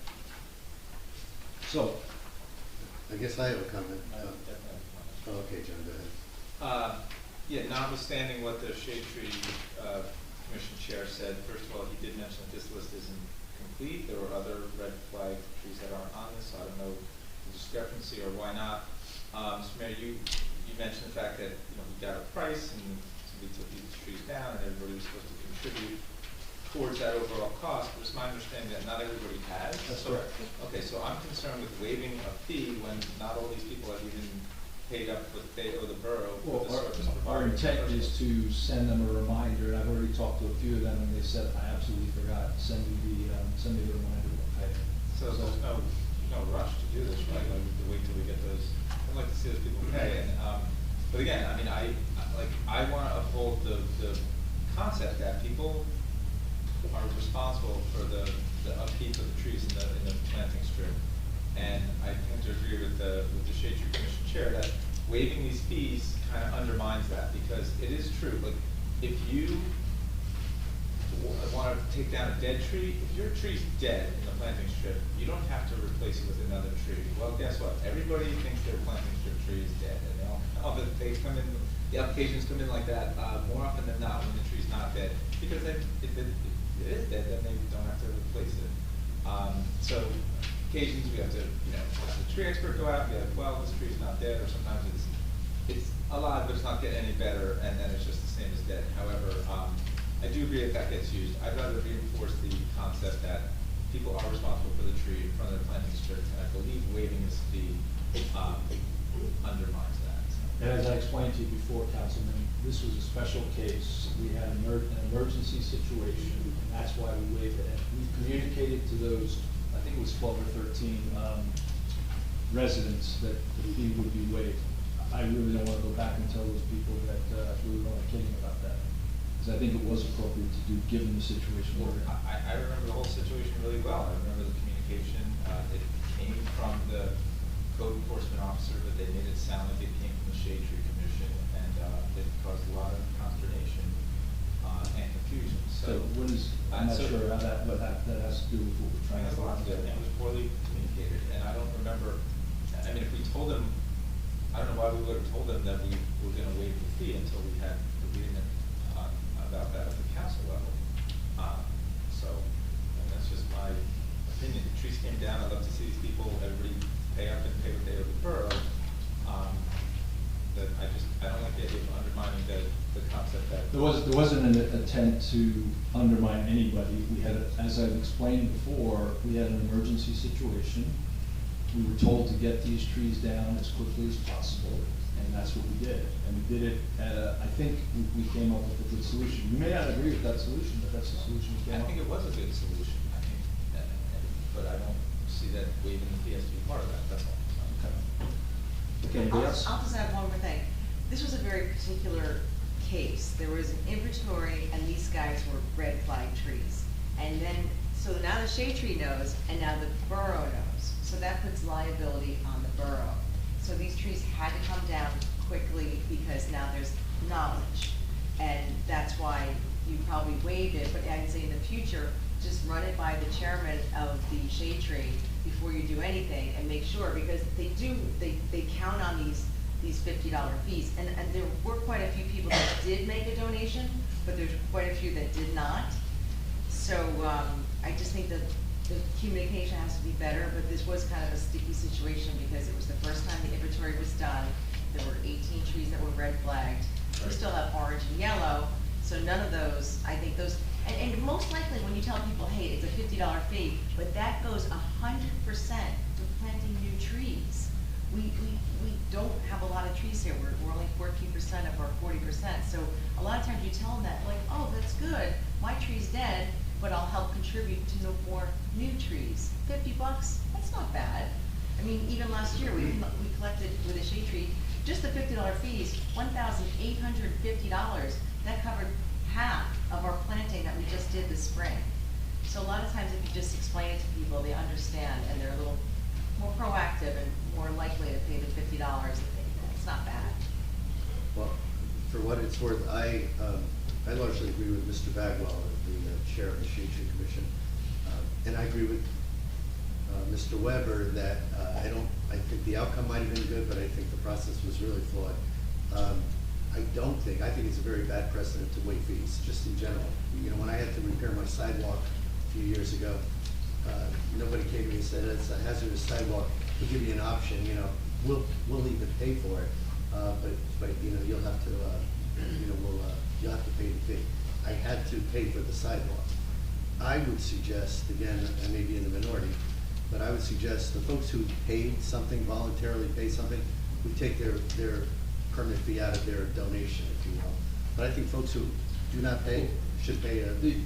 Just to be clear, the donation went into the Shade Tree Trust.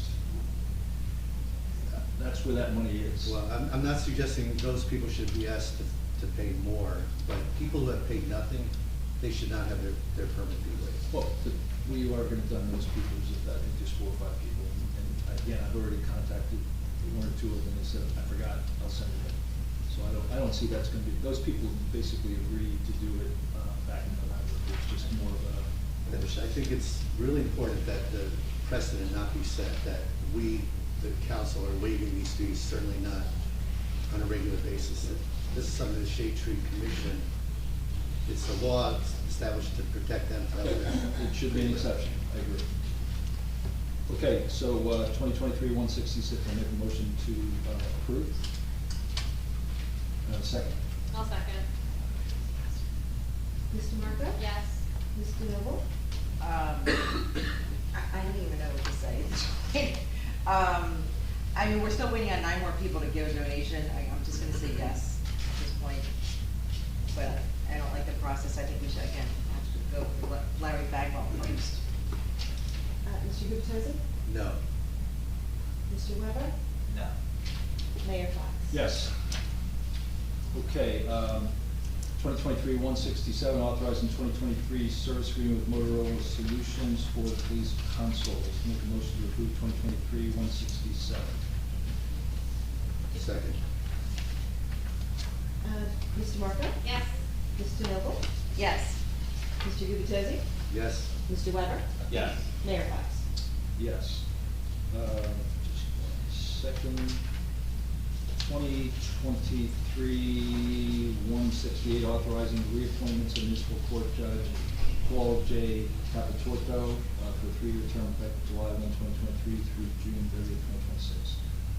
Make a motion to second that appointment. Second. Mr. Marco? Yes. Mr. Noble? Yes. Mr. Gubatose? Yes. Mr. Weber? Yes. Mayor Fox? Yes. Authorizing the execution of an agreement with Megan Ann Bennett. Oh, I'm sorry, I missed one. I missed an important one.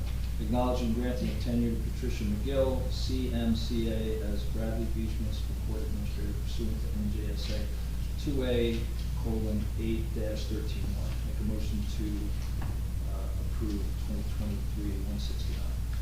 Second. Mr. Marco? Yes. Mr. Noble? Yes. Mr. Gubatose? Yes. Mr. Weber? Yes. Mayor Fox? Yes.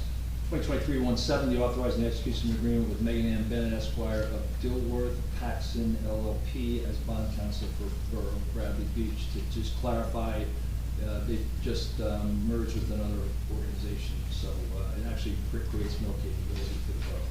So I'll make a motion to approve 2023-170. Second. Mr. Marco? Yes. Mr. Noble?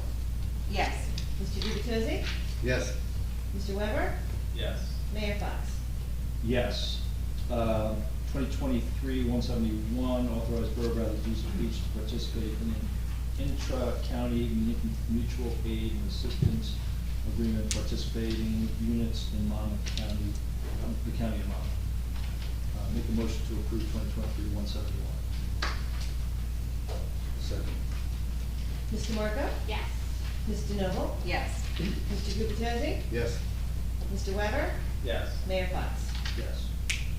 On 2023-172,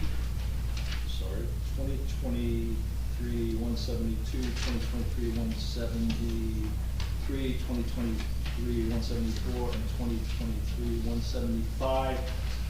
Based on my earlier comments and the fact that there is a complaint that needs to be resolved by the court, I'd like to make a motion to table these 4 resolutions pending determination of the court.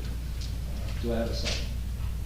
So I will second, but for different reasons. I was formally notified by our borough attorney about an hour and a half ago that I'm a named defendant in this lawsuit. I have not had an opportunity to discuss with an attorney about how this vote could impact my defense, which is just not my defense, it's my colleagues' defenses too. So until I speak to a lawyer, I'm not comfortable voting on these. But, so I happily table, and if that, that's not the wishes of my colleagues, then I'll be abstaining. Mr. Marco? Yes. Mr. Noble? No. Mr. Gubatose? No. Mr. Weber? No. Mayor Fox? Yes. Okay, Should we make a motion? I'm sorry. Should we make a motion? Did you want to motion this in here? Yeah. I'd like to make a motion to approve Resolution 2023-172, awarding a fair and open professional services contract to CME Associates and as Borough Engineer for the remainder of the calendar year for 2023. Do I have a second? Second. Mr. Marco? Abstain.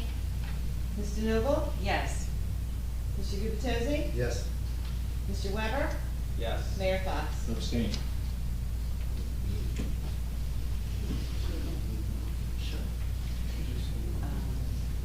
I'd like to. Take this one out. Oh, okay, go ahead, Al. All right, regarding individual resolution 2023-173, I'd like to make a motion to approve awarding a fair and open professional services contract to Wilcox and Company as Borough Auditor for the calendar year 2023. Second. Mr. Marco? Abstain. Mr. Noble? Yes. Mr. Gubatose? Yes. Mr. Weber? Yes. Mayor Fox? Abstain. And I would like to make a motion to pass resolution 2023-174, awarding fair and open professional services contract to Sobelham Cannon LLP, over attorney, for the remainder of the calendar year 2023. Do I have a second? Second. Mr. Marco? Abstain? Mr. Noble? Yes. Mr. Gubatose? Yes. Mr. Weber? Yes. Mayor Fox? Abstain. I'd like to make a motion that we approve Resolution 2023-175, awarding a fair and open professional services contract to Reno, Coughlin, and Michello as Borough Labor Attorney for the remainder of calendar year 2023. Second. Mr. Marco? Abstain? Mr. Noble? Yes. Mr. Gubatose? Yes. Mr. Weber? Yes. Mayor Fox? Abstain. Okay, we have no announcements, so I will go to mayor and council reports. I would, Council President, would you like to go first? Yes.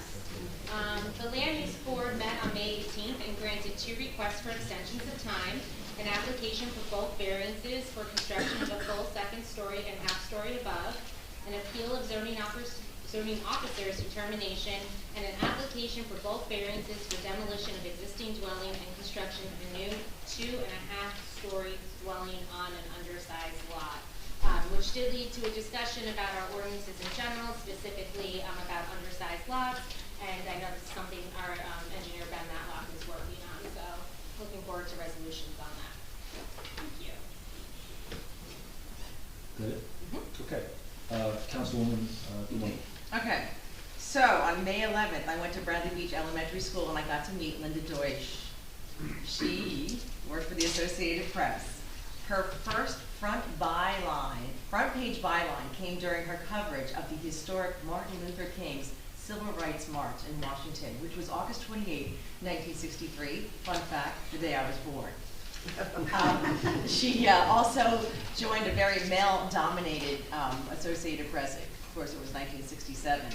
It was fascinating. First of all, she grew up across the street from the elementary school. She said it was the best spot. She would put on the record player and all the kids would come over after school and they'd hang out. Then she got to write for the school newspaper, and she couldn't do much else. They tried to do a fashion show. She tried to design fashion. She couldn't, but she could make the commentary. So that was a big hit. She went on to cover very, very famous high-profile criminal cases, including Charles Manson, O.J. Simpson. Actually, O.J. called her the day after he was acquitted. And she was visiting a friend in Neptune. And yes, her friend answered the phone. And she was very wearily handing the phone over saying, it's O.J. Simpson. And she also covered Michael Jackson. She was a special correspondent in 1992. And she earned a Pulitzer Prize nomination. And she also donated $1 million to the Linda Deutsch Class of 65 annual scholarship at Monmouth University. And it was really nice too. She really told the kids, you have everything. The world is your oyster. You can do anything. You have a great opportunity to learn here in Bradley Beach. And with that, you can just go on and become anything you want. So it was very inspirational. I really enjoyed meeting her. So, and they also had the Board of Ed meeting. I attended that. That was May 16th. And a couple of things they talked about was lifeguards came and they talked to kids about water safety. Of course, the most dangerous place you can swim is near the jetties. And they did the NJDOE, the school self-assessment. This is a mandated report, and they scored 77 out of 78, so that was very good news. Now, with tourism, I have an update. Oh, Shade Tree, we didn't have a meeting, but again, I just want to remind everybody, apply before you ask. Again, it's a $50 fee, and if it's a dead tree, we use all that money towards planting new trees. And I wanted to thank a few people too that did donate through this program recently. The Kellermans, Limbs, Ryan, Gavin, Clancy's, the Jennings, the Clark Trust, the Schulmans, and the Wascos. We received $1,550 in donations, and also $1,850 in the $50 application fees. So that covered the whole kit and caboodle of our spring planting. So it was nothing, didn't cost the taxpayers anything. So that's good news. Now, with tourism, of course, this weekend is the Memorial Day weekend. They're kicking off the summer season with an annual parade and boardwalk festival. There'll be live music, arts, crafts, food vendors, face painting, and a bouncy house and more. The parade will include 9 bands, including the Bradley Beach Elementary Band, the Crescent Shrine Clowns, the Ocean Avenue Stompers, the 501 First Legion Northeast Remnant, Antique Cars, and much more. And also, I wanted to follow up. We talked about last week about the Park Fest, and we weren't really sure who was the promoter. And I just wanted to give you a little history about tourism. When you get a CO, $75 goes towards the tourism fund. Last year, $27,000 was collected. Now, we do have a paid tourism director, Amy Hall, and that money is used to create events like Green Fair, Pirate Day, Bands in the Park, the Ramble. That cost $1,000, but she'd offset it with vendors, so it really would cost zero, or very little. And then this Park Fest actually has a promotional company, and that looks like that cost us, Park Fest, I think about $10,000. The promotion company charges $5,000. It's called Telegraph Hill Records. And then there's also $1,546 for a barricade, and $1,000 for restrooms, $250 for games, $1,940 in ads. And the barricades and the restroom was for the beer, but they did not pay a fee. That was brought in by Kim Humphrey. Also brought in was the Latin Fest, which cost $16,041. Also brought in was Brookdale Community College Summer Concerts, which is at Cliff Avenue. That cost $10,000. This summer, we're going to do Saturday Music in the Park. I think those bands are roughly $2,000 each, so that's like $16,000. Of course, not to mention all the overtime of DPW, because most of these events are at night and weekends. And of course, the police have to be attending too. And then you think about how much the Public Works does. Now they have these promotional events. We have BCA events, nonprofits at the boardwalk. We got 5Ks. We got gazebo presentations, opera at the beach. We got a parade. We got fireworks. We got festivals, and that's a lot of work. And I think at this point, we need to really step back and think, how do these events benefit the residents? How does it help or hurt the businesses? I strongly suggest we have our tourism director direct tourism, not outside promoters. And that completes my report. Thank you. Councilman Hoover. Well, just picking up where Ms. DeNoble left off, this past weekend, I believe it was Sunday, we actually had a little bit of a challenge. There was a not-for-profit, I believe, had an event at the boardwalk, and I want to thank our police and our DPW, because my understanding is they responded to concerns that residents were raising, because this event basically had not provided containers for trash, containers for recycling, and I know some residents pitched in. We're trying to help and trying to find containers around the place. I understand that Saturday there was an event where a lot of bottles were left, and again, residents went out and tried to pick up plastic bottles. What that told me very quickly is, and I'll give Mr. Fehrenbach credit for this, because he sent a note before I could complain about it. He sent a note to us saying we, the borough, have to establish a stronger, clearer policy around our expectations for folks who use our boardwalk, our resources. I 100% agree, and that's got to be one of, not only from a budget management standpoint, as Ms. DeNoble mentioned, we typically don't collect overtime that we pay our employees. At least many times we don't collect overtime.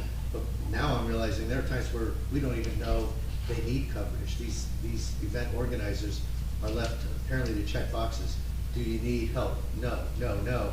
Then they show up and they need lots of help, and they start calling, or they just go, unmanaged. So we as a borough need to have a much stronger policy that, one, make sure we're not providing these events for free. And I'm sorry, even if it's a charitable organization, you know, it could be near and dear to my personal heart, but we still are going to need to recover borough-related costs. So that's my, and that does tie back to the earlier conversation we had on budget management and the request we're making of our administration to give us a stronger plan going forward. I do have a police report. I just want to thank Detective Lieutenant Browning for providing these, there he is in the back, to me every council meeting. This police report for the police is that a subject was arrested for driving while intoxicated. 3 juveniles were arrested for burglarizing motor vehicles. Sorry, hang on 1 second.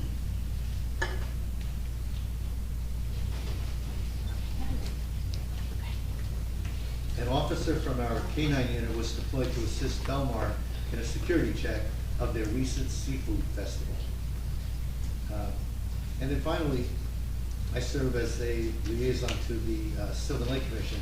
I actually missed their meeting of a couple days ago, but the outcome of that meeting was that the commission drafted a letter, which I have in front of me. It's fairly short, so I'm going to read it, because I just want everyone to hear how the commission is positioning their preferences for enhancements to Sylvan Lake relative to the grant funding that our engineer, Ben Malak, is helping us apply for.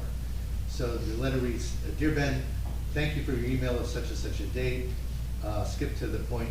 The commission is strongly opposed to requesting funds for an impervious walkway on the Bradley side of the lake. There is no need for additional impervious coverage. It would narrow the width of the street, likely require the moving of storm drains, have geese using it for their purposes, which would move pedestrians onto the grass, and would not contribute to the greater, much more important needs of the lake. The commission strongly supports requesting grant funding for the replacement of the deteriorating and dangerous bulkhead by the creation of a living shoreline on the Bradley side. That will contribute to safety, as the current condition of the sinkholes and the unsightly fence that has been there for about 3 years represents serious danger and a risk of lawsuits against Bradley for not remedying the situation. The commission supports requesting grants for the purpose of replacing dead trees on the Bradley side as the dead trees are a detriment to the quality and aesthetic use of the lake and a safety issue. Additionally, the commission strongly urges requesting aid for the dredging of Sylvan Lake. Grant opportunities for dredging, which is the key need for the sustenance of the lake, should be sought from all available sources.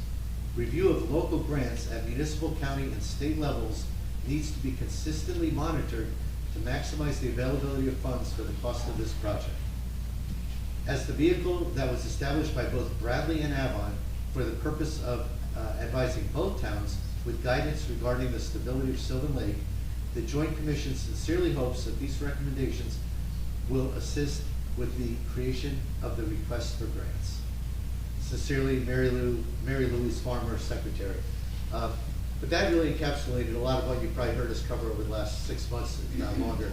And Mr. Malak has stood here on more than one occasion and shared with us the applications he was putting forward on our behalf. But the Lake Commission really stepped up and I think gave him really good guidance in terms of what they want to see for Bradley Beach. That concludes my report. Thank you. Thank you. Councilman. Okay, I'm gonna read the first aid and fire report. So for the operational period ending today, first aid, they responded to 15 day calls and 9 night calls for a total of 24 calls. 16 were for medical, 8 were for fire. The squad conducted 1 drill for the safety and education of the membership. The squad supplied medical overwatch for the Tears Foundation Rock and Walk. The squad also provided medical overwatch for Market, Music, and Riley Park.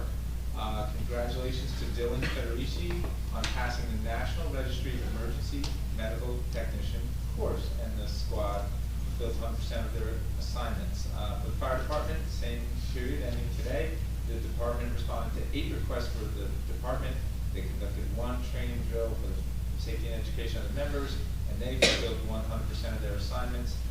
They are still, of course, looking for volunteers, free training for qualified individuals, and anyone wishing to volunteer for the first aid, for the fire department, there's applications on the borough's website, and that there's a strong cooperation that exists between the first aid and the fire department that lets them do medical and fire protection at no cost to the borough for 24/7, 365.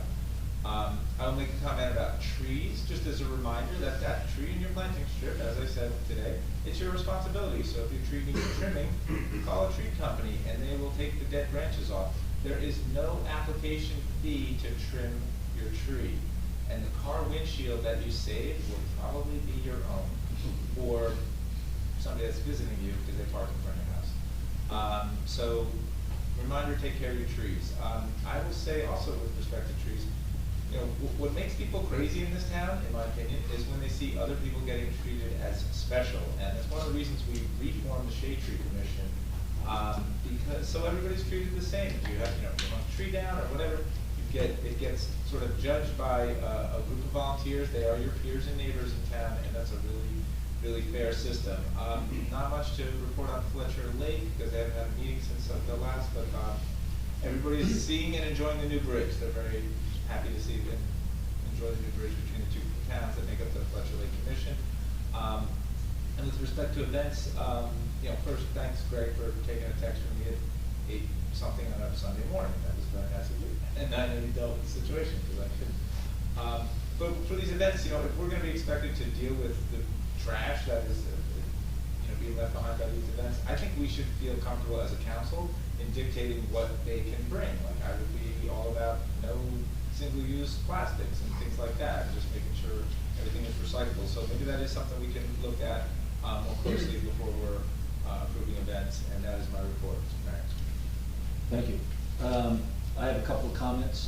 Before I comment, I don't know if Chief Guido or Greg, you have any comments you have to make or want to make or anything that Just that, as we all know, Memorial Day weekend is this weekend, and I look forward to the festivities down at the beach and also on Main Street on Memorial Day. There will be a formal ceremony at the Memorial Day ceremonies on Main Street at the Jack Wright Memorial. As far as the police is concerned, I also believe that the fire department is going to have a memorial. And EMS, yes, and EMS. So I would love to see all of you here or there. Thank you. You're there. Thank you. Okay, my comments. I'll continue to highlight a couple of infrastructure projects. If you get my newsletter, you're probably sick of hearing about them. But our outfall pipe, Ocean Park, McCabe, it delivers stormwater to the ocean. The replacement project started on September 17th. We're going to conclude before July 1st. We avoided intermittently closing the promenade, which was the original plan, which I was not in favor of, and I think we made the right decision. Evergreen Avenue will be closed from mid to late June. The project is on schedule, and we have a weekly review, and it's going very well. For any of those who've seen the pictures of the 40-inch pipes that have been excavated, they look like Swiss cheese, and the new pipes are here. They've been shipped from Alabama. They've been installed, and there's about 80 feet of 40-inch pipe and about 120 feet of 36-inch pipe that's being installed as we speak. So that project's going well. Next, completing phase 2 sewer project, curbing, driveway, aprons, and of course paving the 3rd and 4th. As you know, we've been pushing to complete as soon as possible, and we targeted pre-Memorial Day, which would be this Friday. We're going to miss that target by about a week. The concrete work that we directed was more extensive than we anticipated. We made the decision not to mill later this week and have unpaved roads around for Memorial Day, which if we did that, we'd get done a little bit quicker next week, but we gave the direction not to mill that one street. Also, we won't have equipment on the streets until they resume on Tuesday, which is a good thing. We've really completed all but 4th Avenue and a little bit of a few side streets. Our engineers and contractors are dovetailing this to the extent they can, meaning trying to complete concrete and coming back right behind that with paving.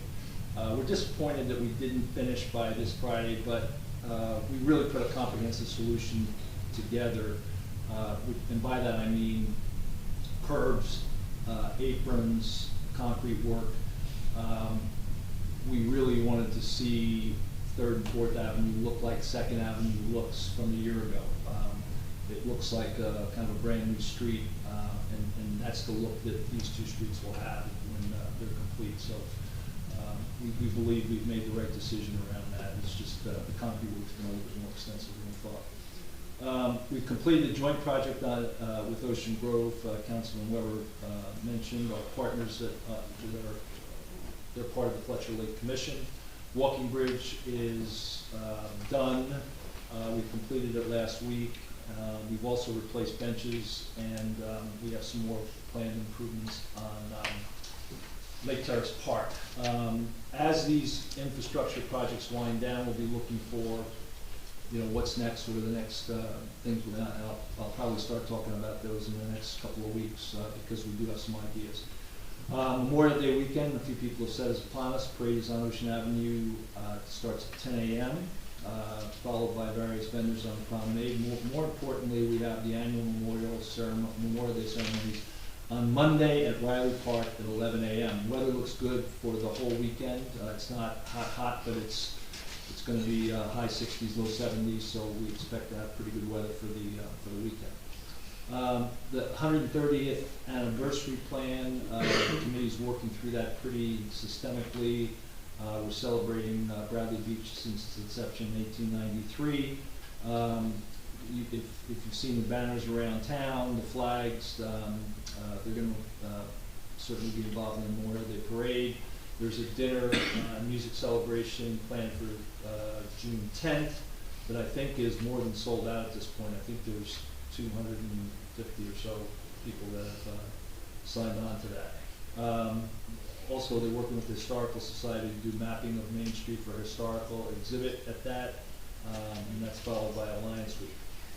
On the library scene, a lot of activity in the last week. The 2023 One Beach, One Read for adults was done last week. The book Namesake was put together, there was an event put together at the Firehouse that was really excellent. They did a great job. About 30 people attended in middle school.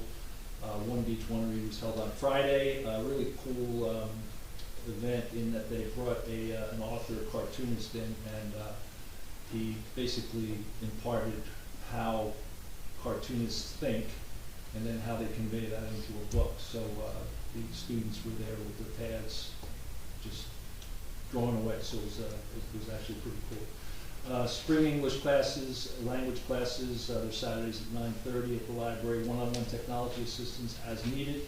That photography contest runs for another week through the 31st. Recreation games started on May 1st. They're going to run until June 27th on Mondays at 4 p.m. And then we have, and last, I think, we've got a lot going on right now, but I will mention one other thing that Mr. Fehrenbeck handed me. We did have a meeting, it was today, right? Correct? It was today. I'm trying to remember now, but I think it was 2 days ago. Oh, it was 2 days ago, okay. With Avon and the engineers. We've got an outfall pipe that starts at Ocean Avenue, goes under the dunes, and those who know the south end of town, there's an outfall pipe that goes right pretty much between Avon and Bradley Beach. It's actually a hair over in Avon, but we're working collaboratively to get that project initiated in the context of equipment ordering, DEP approvals, and design work that needs to happen. We'll be diligently working on that. We're meeting again next week to talk about the construct of the pipes, which is, these pipes are bigger than the ones that we have on the Cape Avenue outfall. But what I was suggesting is you might want to mention something about the cooperative efforts. Oh, the other meeting we had. Yes. We also, we meet with Avon a lot. Thank you. So we have been discussing the opportunity, and actually I briefed the Sylvan Lake Commission last week on this a little bit. There are some new Green Acres grants. The Green Acres, is that correct? I can't remember now. The gentleman that came in knew you. County Planning, County Parks Commission. It's County Parks, I'm sorry. They are now incorporating dredging into grants, so we can potentially gather up some grant money. If we do that, we can do, and it's up to $500,000. But if we not pool, but kind of work together, Avon and us, we can potentially get $500,000, and if we do it over 2 years, we might be able to get $500,000, which equates to $2 million. So we are working with the county on that. We're working with Avon, and we're trying to figure that out right now and incorporate it. I know Mayor Bonanno is talking to the folks that were working on some of the design work for the Living Shoreline to see how we can marry all this together. But that cooperation's been good. Hopefully that'll bear fruit. It's really encouraging that they've, the county now is, and apparently very interested in dredging projects. So we have a project for that. So thank you for mentioning that, Greg. I thought you were talking about the outfall pipe. Okay, I think that's it for my comments. We could open it up now to public comments. Any public comments? Yes.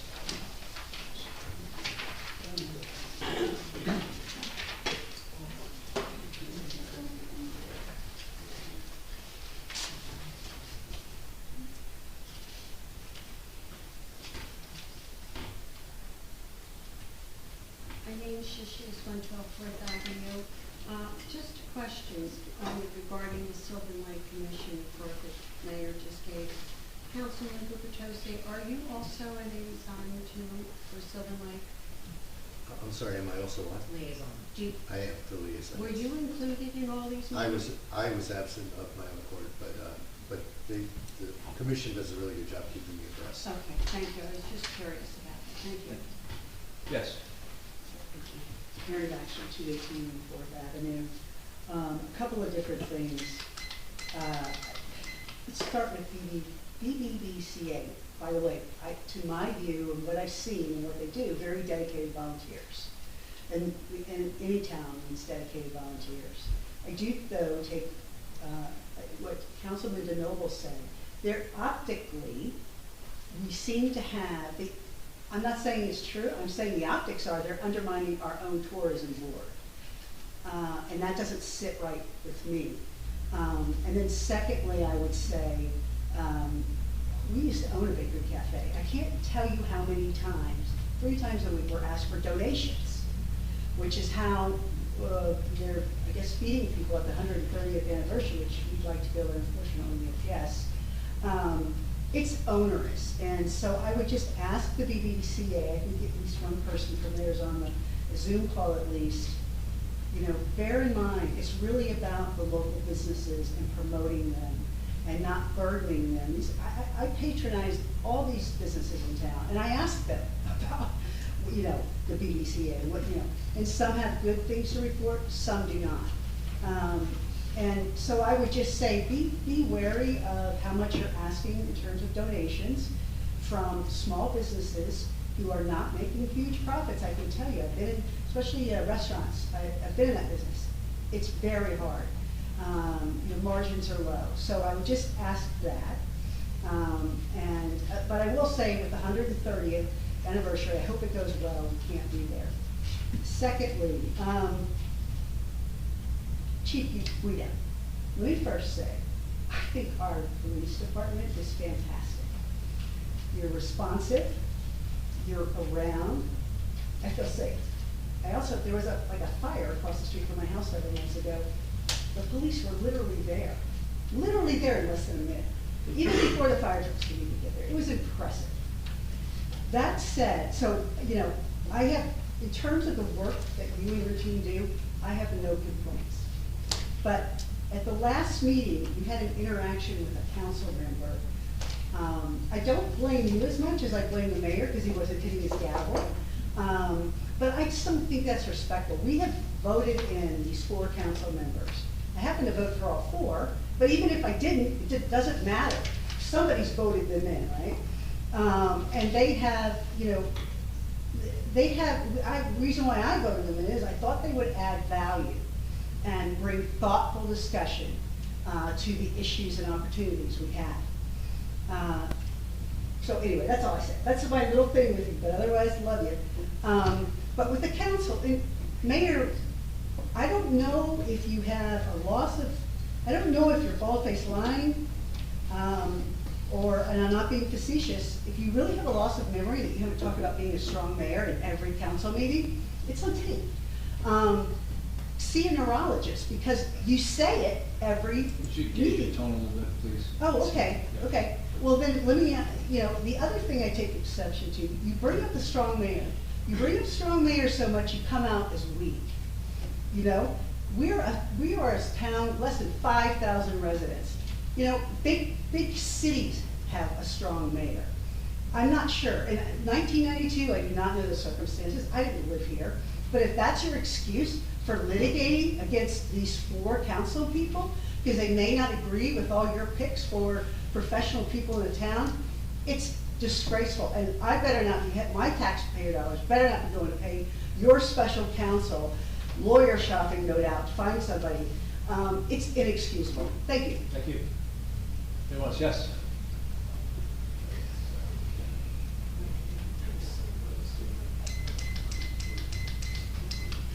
Brigitte McGuire, 610 Brinley Ave. We have a $300,000 jump in DPW salary wages alone from 2021 to 2022. We got an explanation for that, but overtime, vehicle maintenance, etc., for $300,000 for one department payroll is still totally questionable. Then we have $300,000 as part of the savings that was spent in 2022 and not replenished. Then there was the mysterious $300,000 that didn't get adopted last year. So this all seems very suspicious to me. Like I said at the last meeting, I'm done holding back being accusatory. There are major numbers maybe being discussed, but not offering any benefit to the taxpayers. Councilman Gubitosi and the rest of the council, I urge that we do not adopt this budget because, again, we are setting a very negative precedent here in Bradley Beach. At what point do we say enough is enough? The fact that we were told here tonight that things just may have not been logged or documented properly, and we just may never know that information, is the exact reason we elected all of you to do right by this town, even if it means it finally is time to shake it up. Uncomfortable, yes, but it's time. Please be the change for Bradley Beach. I also have a clip I'd like to share.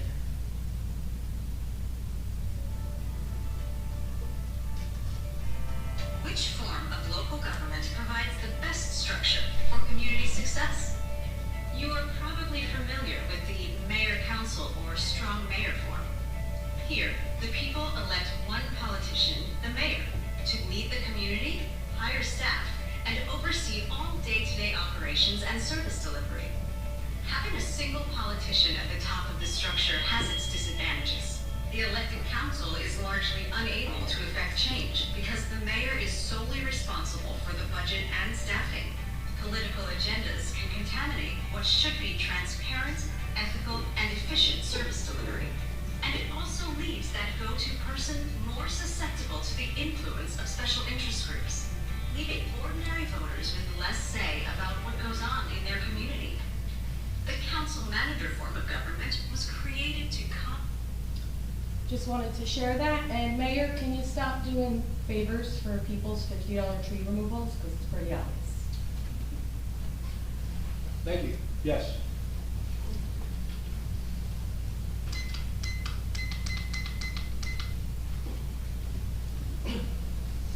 Nancy Meadow, Ocean Park condominiums. It's my opinion that every day should be Pride Day.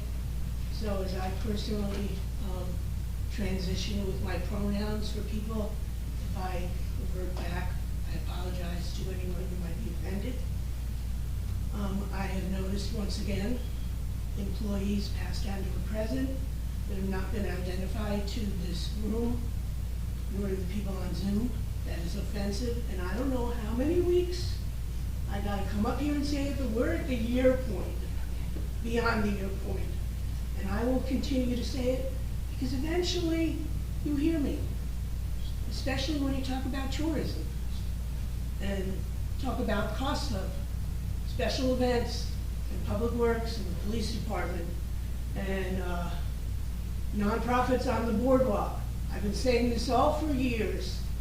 So for those of you that finally thought, gee, maybe she has a teeny little bit of common sense there, thank you.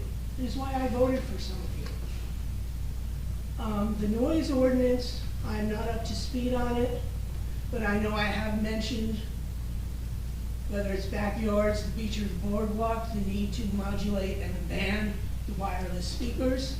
If it's appropriate in this whole construction thing, fine. If not, maybe it should have been attached to the ordinance changing the hours of bikes on the beach. I don't know. I'm told, well, we have an ordinance about noise. Really not helpful. And I have no idea where the signs are, because as of Sunday, there was no sign on my beach. But then again, I had a beach opening, so things can be good. I was here last year when Council President Sexsmith brought up and explained different forms of government. I've said numerous times, let's pursue. We don't seem to pursue. I thought I lived in a democracy. It has been something else. I know I gave out paperwork regarding freedom of speech and the right to it, and it is offensive for you to use your speech and your place up there and use a gavel because you don't like what we say. Please, we have the right to express it. Please gauge your tone a little bit. I am definitely gauging my tone. In addition to be, I think it's a year and a half, 2 years, whatever, into a term and not know the rules of the meeting is incomprehensible, and perhaps you were correct regarding having a diagnosis. I would like the record to show that the BBBCA is a private 501c3. It is not part of our government. So the thought of you legislating it I don't think you can. It was my understanding that the contract for the pipe on Ocean Park Avenue, not McCabe Avenue, the deadline on it was June 23rd. So the fact that it will be ready July 1st, whoopsie. And do we get a credit? I mean, what are we going to do this weekend? Where are the people going to go? Personally, I hope they don't come, but you never know. We've never heard anything, and I know I brought this up before, regarding that project. We getting any insurance to help pay for it? Is county helping, state helping, grant helping? Wouldn't it be nice? Beach Boys, summertime, wouldn't it be nice? Just really frightening. And to think that we are going to consistently, now, gee, we're finishing projects, let's have new things. No, stop spending. We cannot afford it. It's like your house. You cannot just afford things because you want a new oven. If it's not broken, do not replace it. And regarding vehicles, last year, remind everyone, purchase of a $30-some-odd-thousand truck, the police department that then was outfitted for another $30,000 something. Might it not have made sense for that truck to go to Public Works? They would then be getting a new vehicle, and then that would also free up some extra money to buy the police department the new vehicle that you're intending to buy it. I know some of you are not on the council now, but this is the way things think, people think and work, and I've never gotten into any sort of explanation as to why that truck was purchased. Thank you for your time. Thank you. Yes.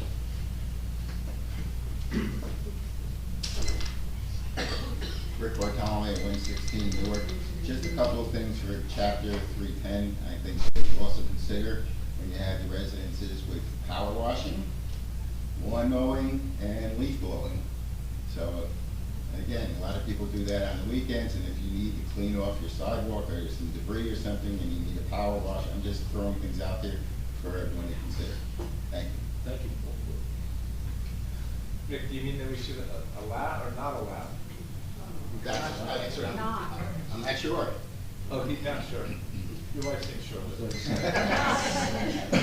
Just things to consider. I mean, how far you go with this? I know, it's hard. Yes. Thomas J. Cohen, 612 Third Avenue. I did want to compliment the company BlackRock that did the curb work on Third Avenue. I watched them from my porch. They did a really nice job. They were very timely and very efficient. And we're happy that that's over. I feel bad for the people on the south end of town. Well, I live on Third. The people on Evergreen and Second, they didn't get the new curbs. They still have the old blue slate curbs that are 100 years old. So I'm happy we did get new ones. If it's going to be a 50-year improvement, it's done properly. So I think that's very important. Mr. Fernbeck, I want to thank you for your comments about the events that are done in town. There's very little foundational or operational information submitted in those little resolutions. So if we could come up with a new standard, I think that's a fantastic thing you bring to the table. And Mayor, thank you for hiring State Assemblywoman Vicki Flynn as your special counsel. I just don't believe that the resolution that you put forth or the communication is written properly. And being that you have $7,000 in your elect Mayor Fox account, I believe you should be paying for that and not taxpayers.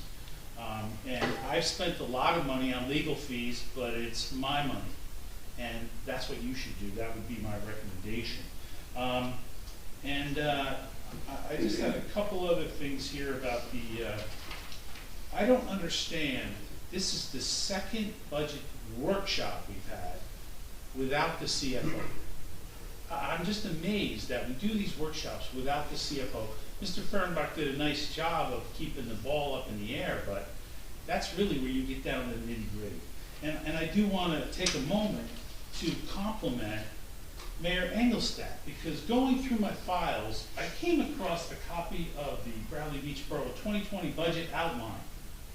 Now, the amazing thing about this 20-page, I hope you get this on a very detailed document. I mean, we know how much people make. We know the police budget is over $2 million. We know the police chief makes $167,929. This is in 2020.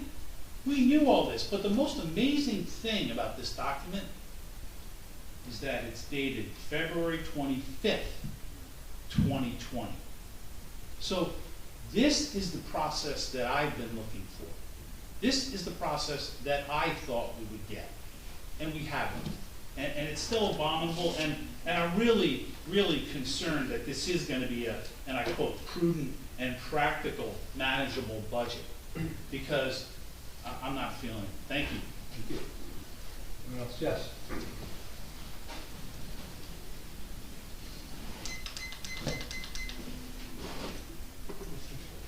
My name is Herb Kenny, 216 Brindley.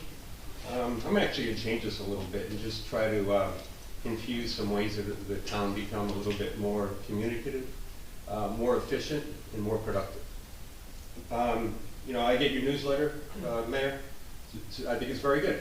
But I still have to ask the question, how can 4th Street be the last one done in our town? Any town, any street that has a light on it from Main Street, those roads should have been done first. Right? People come off of Memorial Drive, take a light, go to the beach. 4th Avenue isn't done. Crazy. 2, Mayor, I think it'd be a good idea to add what the progress of the church to your newsletter for infrastructure. It was the #1 topic for every politician when we just ran. A lot of people's reputations sitting up on this podium were ruined by lies and deceit. But it's now almost June and we know nothing. Okay, we see some whiteboards, some painting on the building. Is it going to be sold? Is it going to be piecemeal, whole deal? Going affordable housing, which is the new rumor in town. It's so bad to have all these rumors. Let's communicate what's happening. Next, budget preparation. Like the mayor, I worked for a very, very large corporation and ran a $2 billion business with a $500 million budget. You want to clean your budget quick, one line item, eliminate the other bucket. My CEO would come to a meeting, he said if it's in other and you couldn't fit it into any line item like it was just shown by Mr. Cohen, get rid of it. I guarantee you, every manager in this town will start worrying about nickels instead of saying, I'll just show it up over here and we never talk about other. The last, I was shocked to hear about the mayor suing the town. Another newsletter should go out, Mayor, explaining why you're doing this, who's paying for the legal cost, who's behind it, and is it really necessary for the town? Thank you. Thank you. Anyone else? Yes.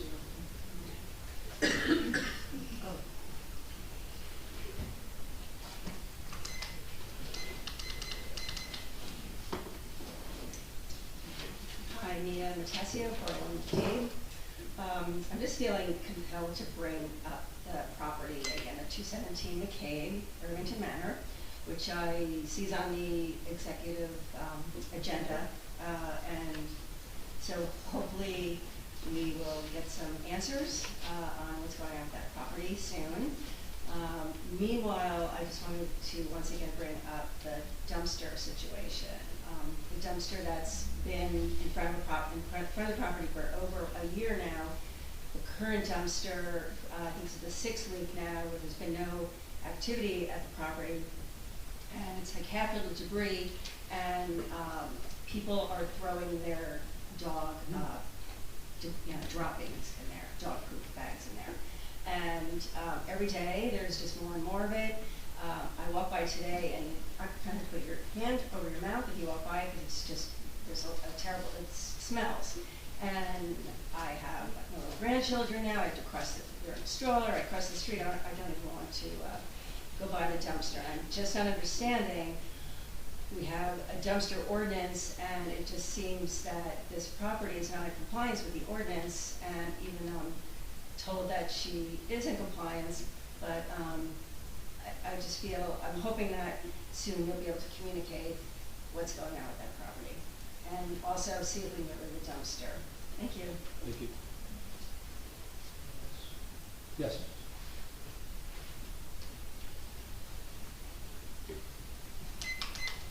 Tracy Davidson, 344.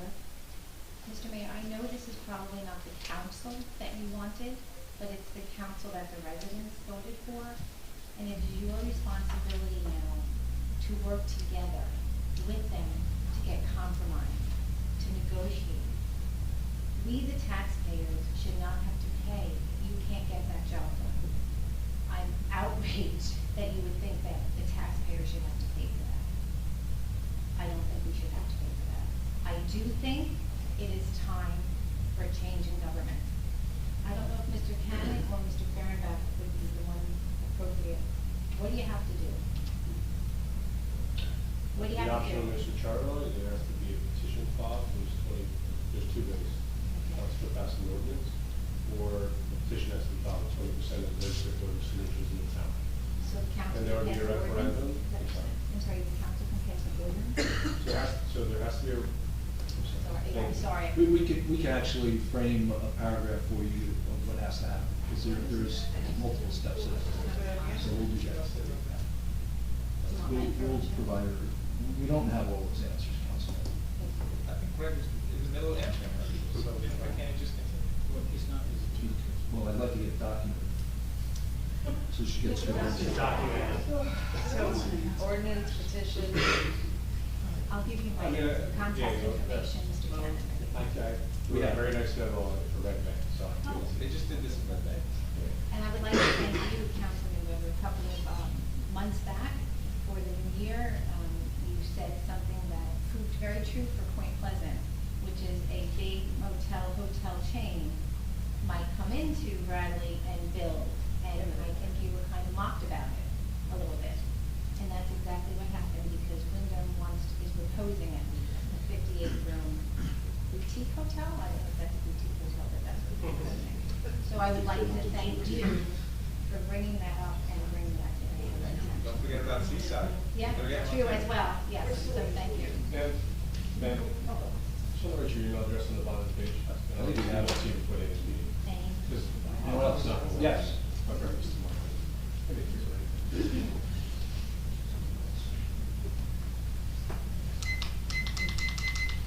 Hi, Alice Harkin, 409 McCabe. I came here to really reinforce Mia's comments on the 217 McCabe. It's an awful, I'm 2 blocks away, I pass it every day. It's just terrible what's happening there, so. But after being in this meeting, I've avoided them because they're very stressful. I'd be remiss in saying I'm embarrassed at this council. I'm embarrassed at the mayor. I voted for most of you. I did not vote for you, Mr. Mayor. And I really think you need to heal yourselves because this is worse than the national stage now. Can you make eye contact with me? I think it's terrible that you don't. I'm taking notes, actually. Yeah.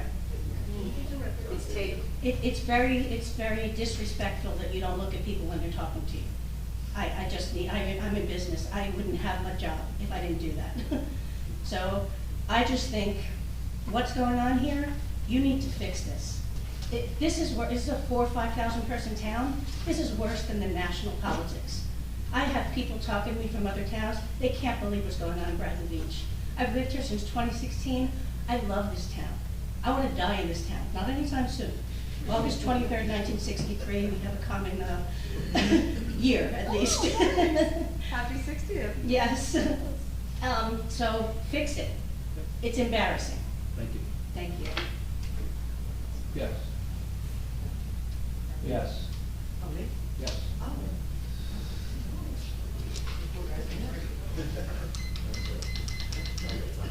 Julie Nutitis, 605 North Avenue. I also want to reiterate my just sheer, I would say, I'm just flabbergasted over you, Mr. Mayor. The fact of the matter is, I didn't vote for you either, but when you won, I shook your hand and I wished you well, and I said, how can I help? You've done nothing but divide this town. You refuse to work with this council. I have been up here how many years and I've implored you, please, please work with people. You know, there's an old saying that it can't be everybody else. Sometimes you have to take a look in the mirror and say, what can I do differently? Because what you're doing is not working for this town. And again, what this lady said over here, we are being talked about. We are an embarrassment. And it starts at the top. And we need you to start building relationships. And it's almost to the fact of you're not capable of doing so. And you are now going to sue your fellow council members because you can't get your way. You know what, that's not a democracy. A democracy is people coming together and working and compromising and talking. Just like when you were in business and you love to tout, you were in big business, partnership, collaboration. But you refuse to do it here. You refuse. You go by ego. Everybody else is always wrong but you. Do you think everybody wants to get up here and constantly say this? We say it every meeting, please work together. And you refuse to do it. And you better not be spending our tax dollars on your personal vendetta. And that's exactly what it is. And you know what? Maybe the form of government since 1992 is no longer viable for us. But you have elected officials that these residents voted in. It's not about you. It's a we. There's no I in team, Mr. Mayor. And you've got to start changing. And it has to begin with you. Thank you. Thank you. No one else? Yes.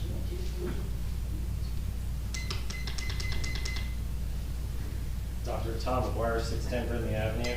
I don't want to just beat a dead horse. Obviously, everyone's a little upset with you, Mr. Mayor, because what you're doing is just ridiculous and borderline asinine. So you guys hired a lawyer, and you don't like his opinion. So you don't like his opinion, so you're going to hire another lawyer. It's ridiculous. Why should we pay just because you don't like his opinion? Is that going to happen every time now? Because he has disagreed with you other times. So every time this happens, you're setting a precedent that we're just going to have to hire another lawyer, which is absolutely ridiculous. Let's see what's going on here. Yeah, you know, I'm a really nice person. I have a very successful practice. I take care of a lot of people. I help a lot of people. And I always feel like I come up here and have to be mean. And and I don't like it. I don't wanna come here and have to listen to you say that, stare at the clock again, and then write your notes, and it's so disenfranchising. I just can't believe you're still doing this. Let's see. Oh yeah, if there's any way that the council can get back to us, or Mr. Fehrenbach can get back to us and let us know, if there any way that the mayor is responsible for paying his own fees and why it is coming out of our, if you have an email, if you can just let us know. Let's see. Oh yeah, this was really good. So I just got the letter as far as when you filed it, as Mr. Marcus said, and I did see who the lawyer was, so I'm interested. So I looked up who the lawyer was, and I see, wow, she's a Republican Assemblywoman.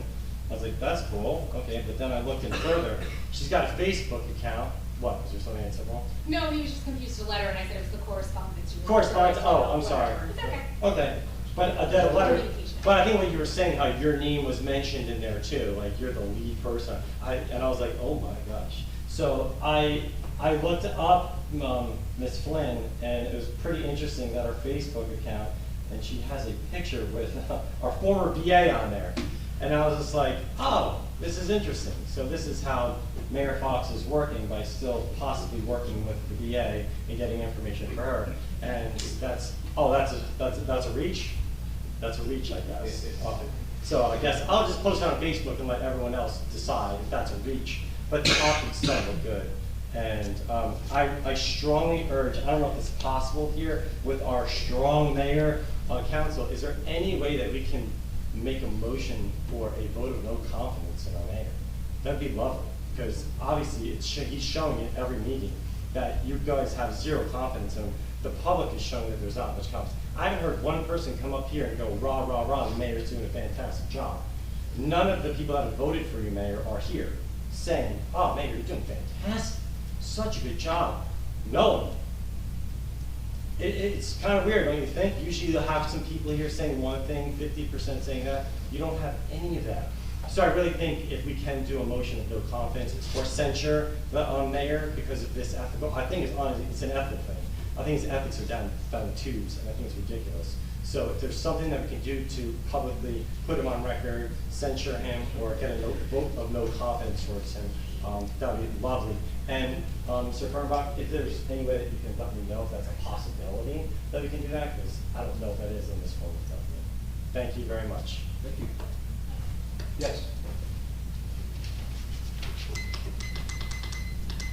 Hi, Linda Duffy, 312 Brindley Avenue. First, I'd like to say to Mr. Fehrenbach, if we got a bid for $50,000 for a police car, where are you buying it? $50,000 is like unstripped, I would think, right? Nothing in it? I'm just asking, because it's probably more. You know, and it should be. And I think he's right, we should buy one this year and next year repeat it, because buying two in 1 year is quite a bit. I'd like to address the site triangles again, which has never been addressed in our town. The last BA told me she went to the county to address it. We had, I believe, 3, maybe 4 accidents on that corner that I was talking about.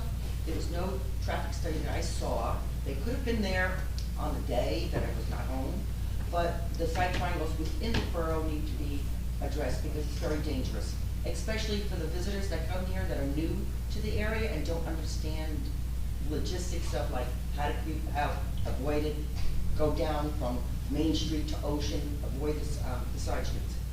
Next, I would like to see also and hear about the church, on Lorraine. We need to know, and I think a memo should be put out, in my opinion, about what is going on, because like the other gentleman said, there's rumors flying all over.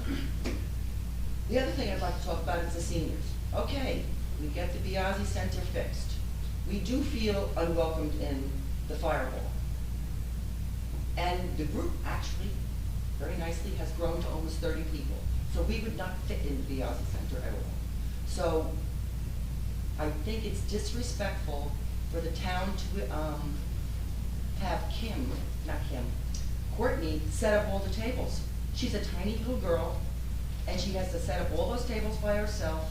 We can't get the DPW to do it for her, and I don't know who breaks it down.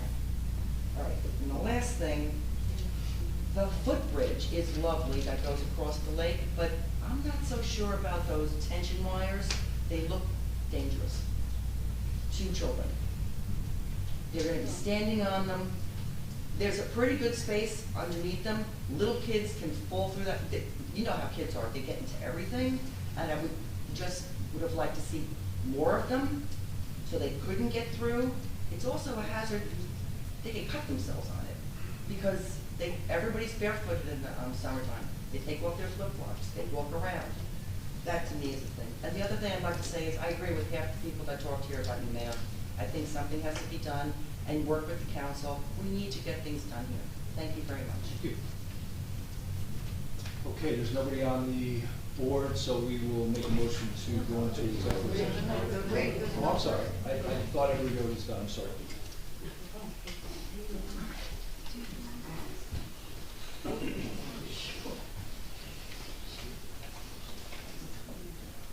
Rich Davidson, 304 Fourth Avenue.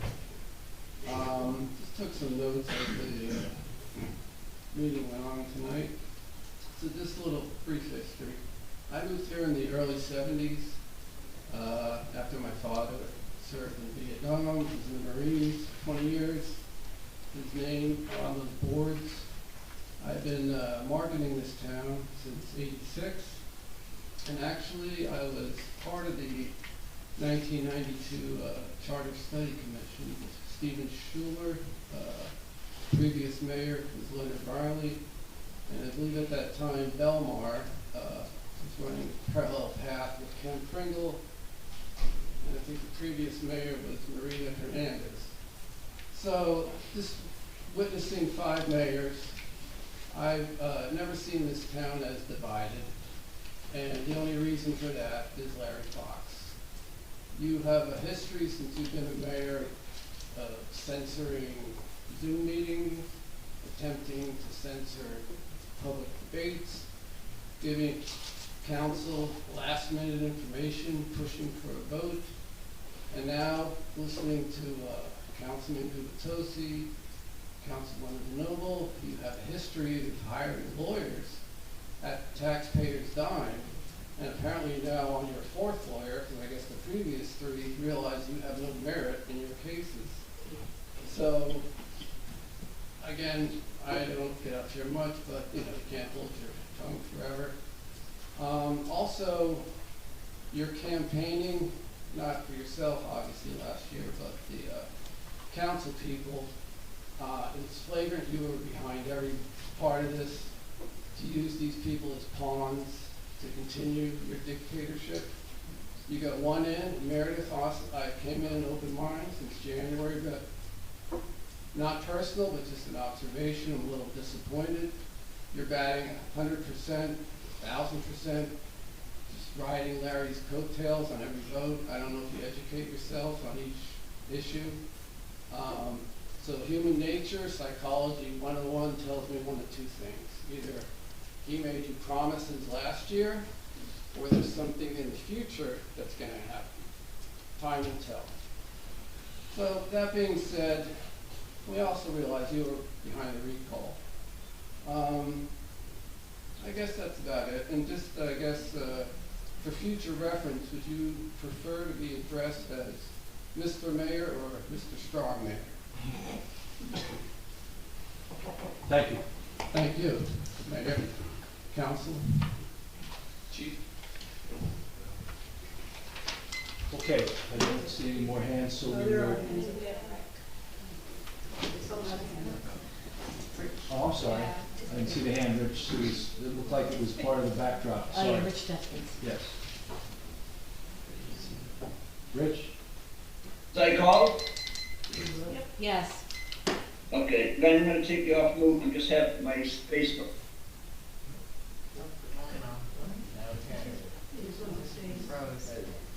All right, I can speak now. I'm unmuted. First, on the wires on the bridge. I once had a architect include a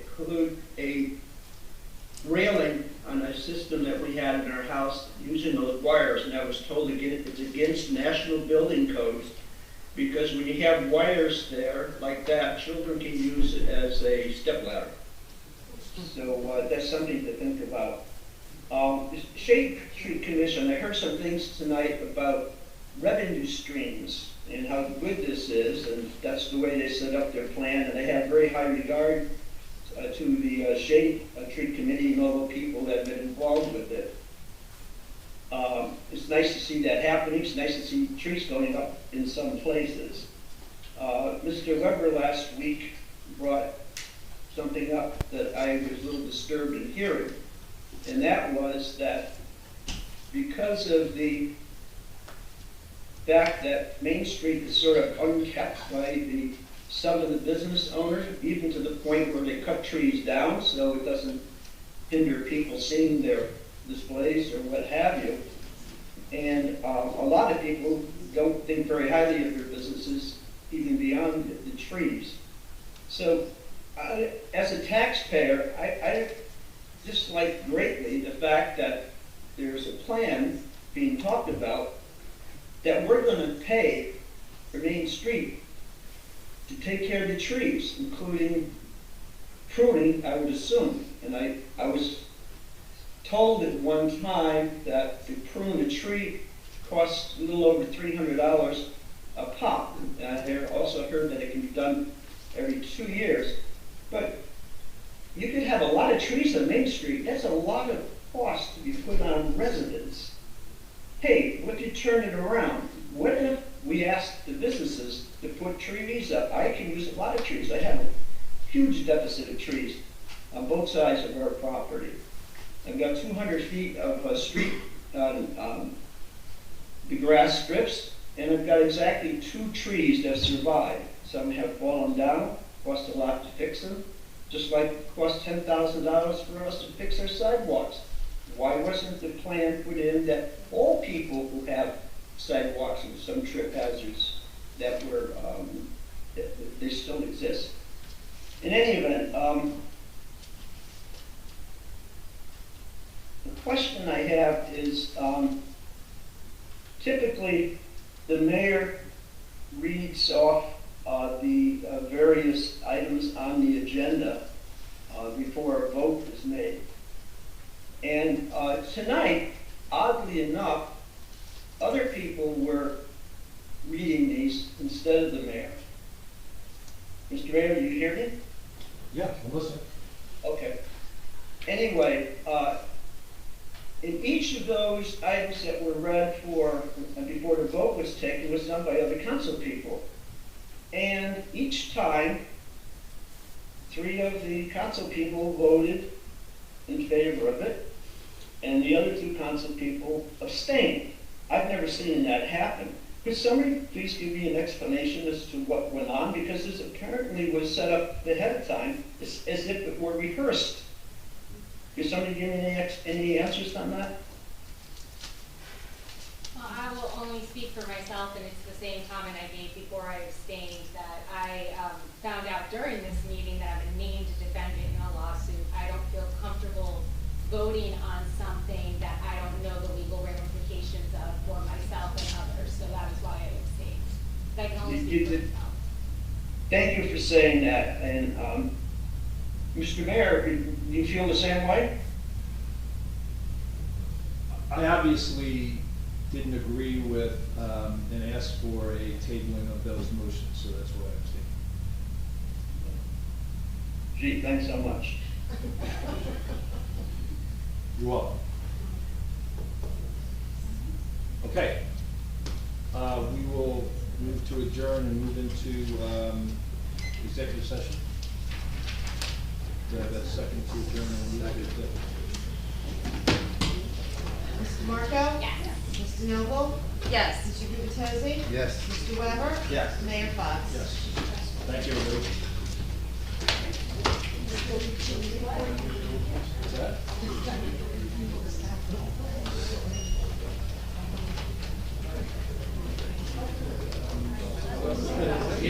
Happy birthday, Herb. Oh, yes. Sorry. Everything over. Hey. Oh, yeah.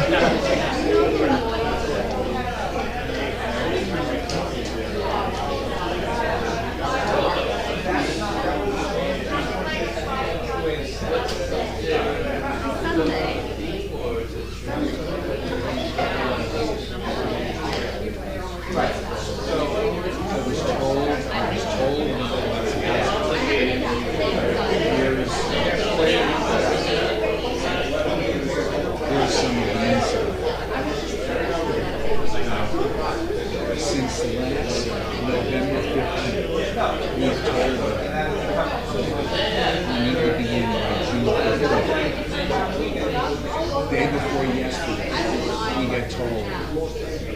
gonna be able to get you in by tonight. You. I had a meeting with the contractor today. He sent me a schedule. That doesn't have to see until October 15th. My deadline? Well, so our deadline is today, but. He sent us a schedule. So there's whatever. I edited the schedule. I showed him now if we did it on a critical path basis, it would have us in there from the 19th of June. So, while I'm going to find out,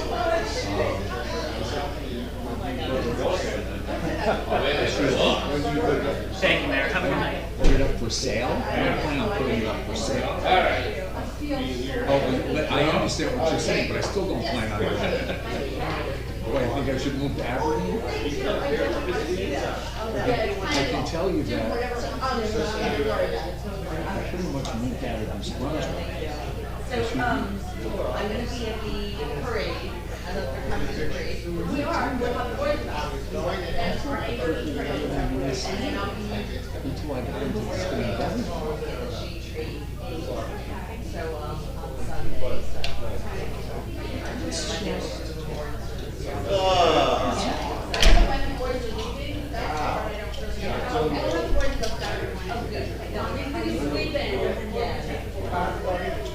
You guys get to go. Oh, you were so funny.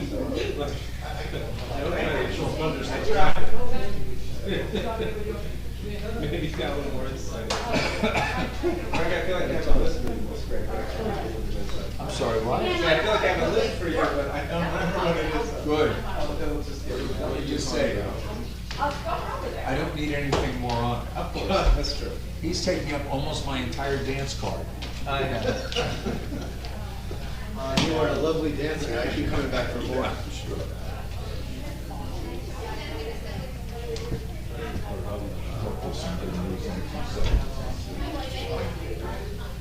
I seen. Going to the mall room? This place just keeps getting better.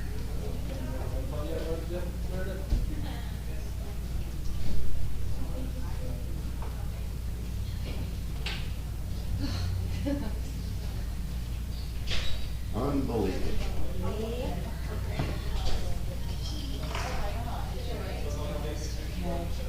Ready? Yes. Good luck. What?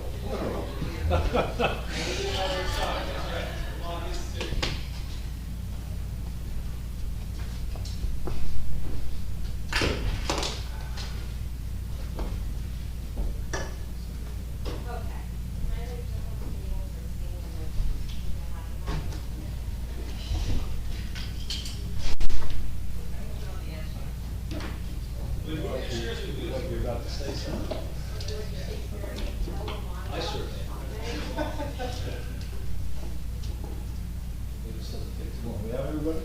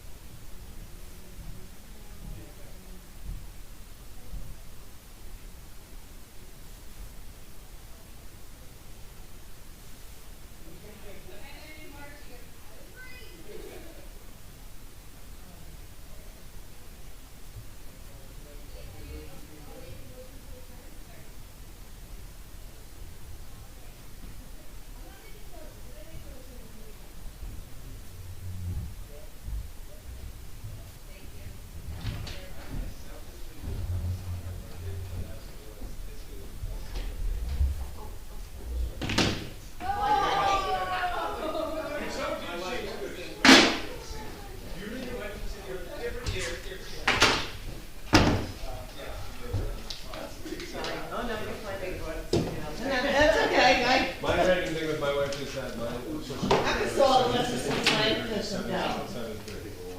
That's as close as we get to something like that. We vote we adjourn this as well? You should give me my last. Yes, sir. Oh, I'm sorry. That's all right. I'll make Mayor? a motion to adjourn. Oh, okay. Okay, thank you. All in favor, aye?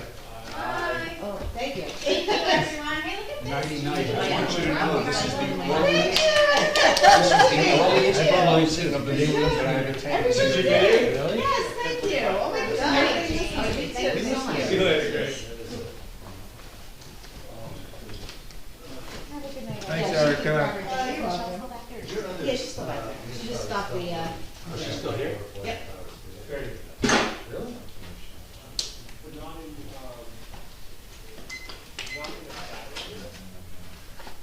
Night, everybody. Good night, good night.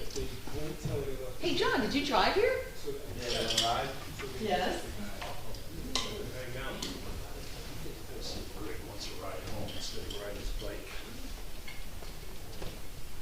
Is Greg still there?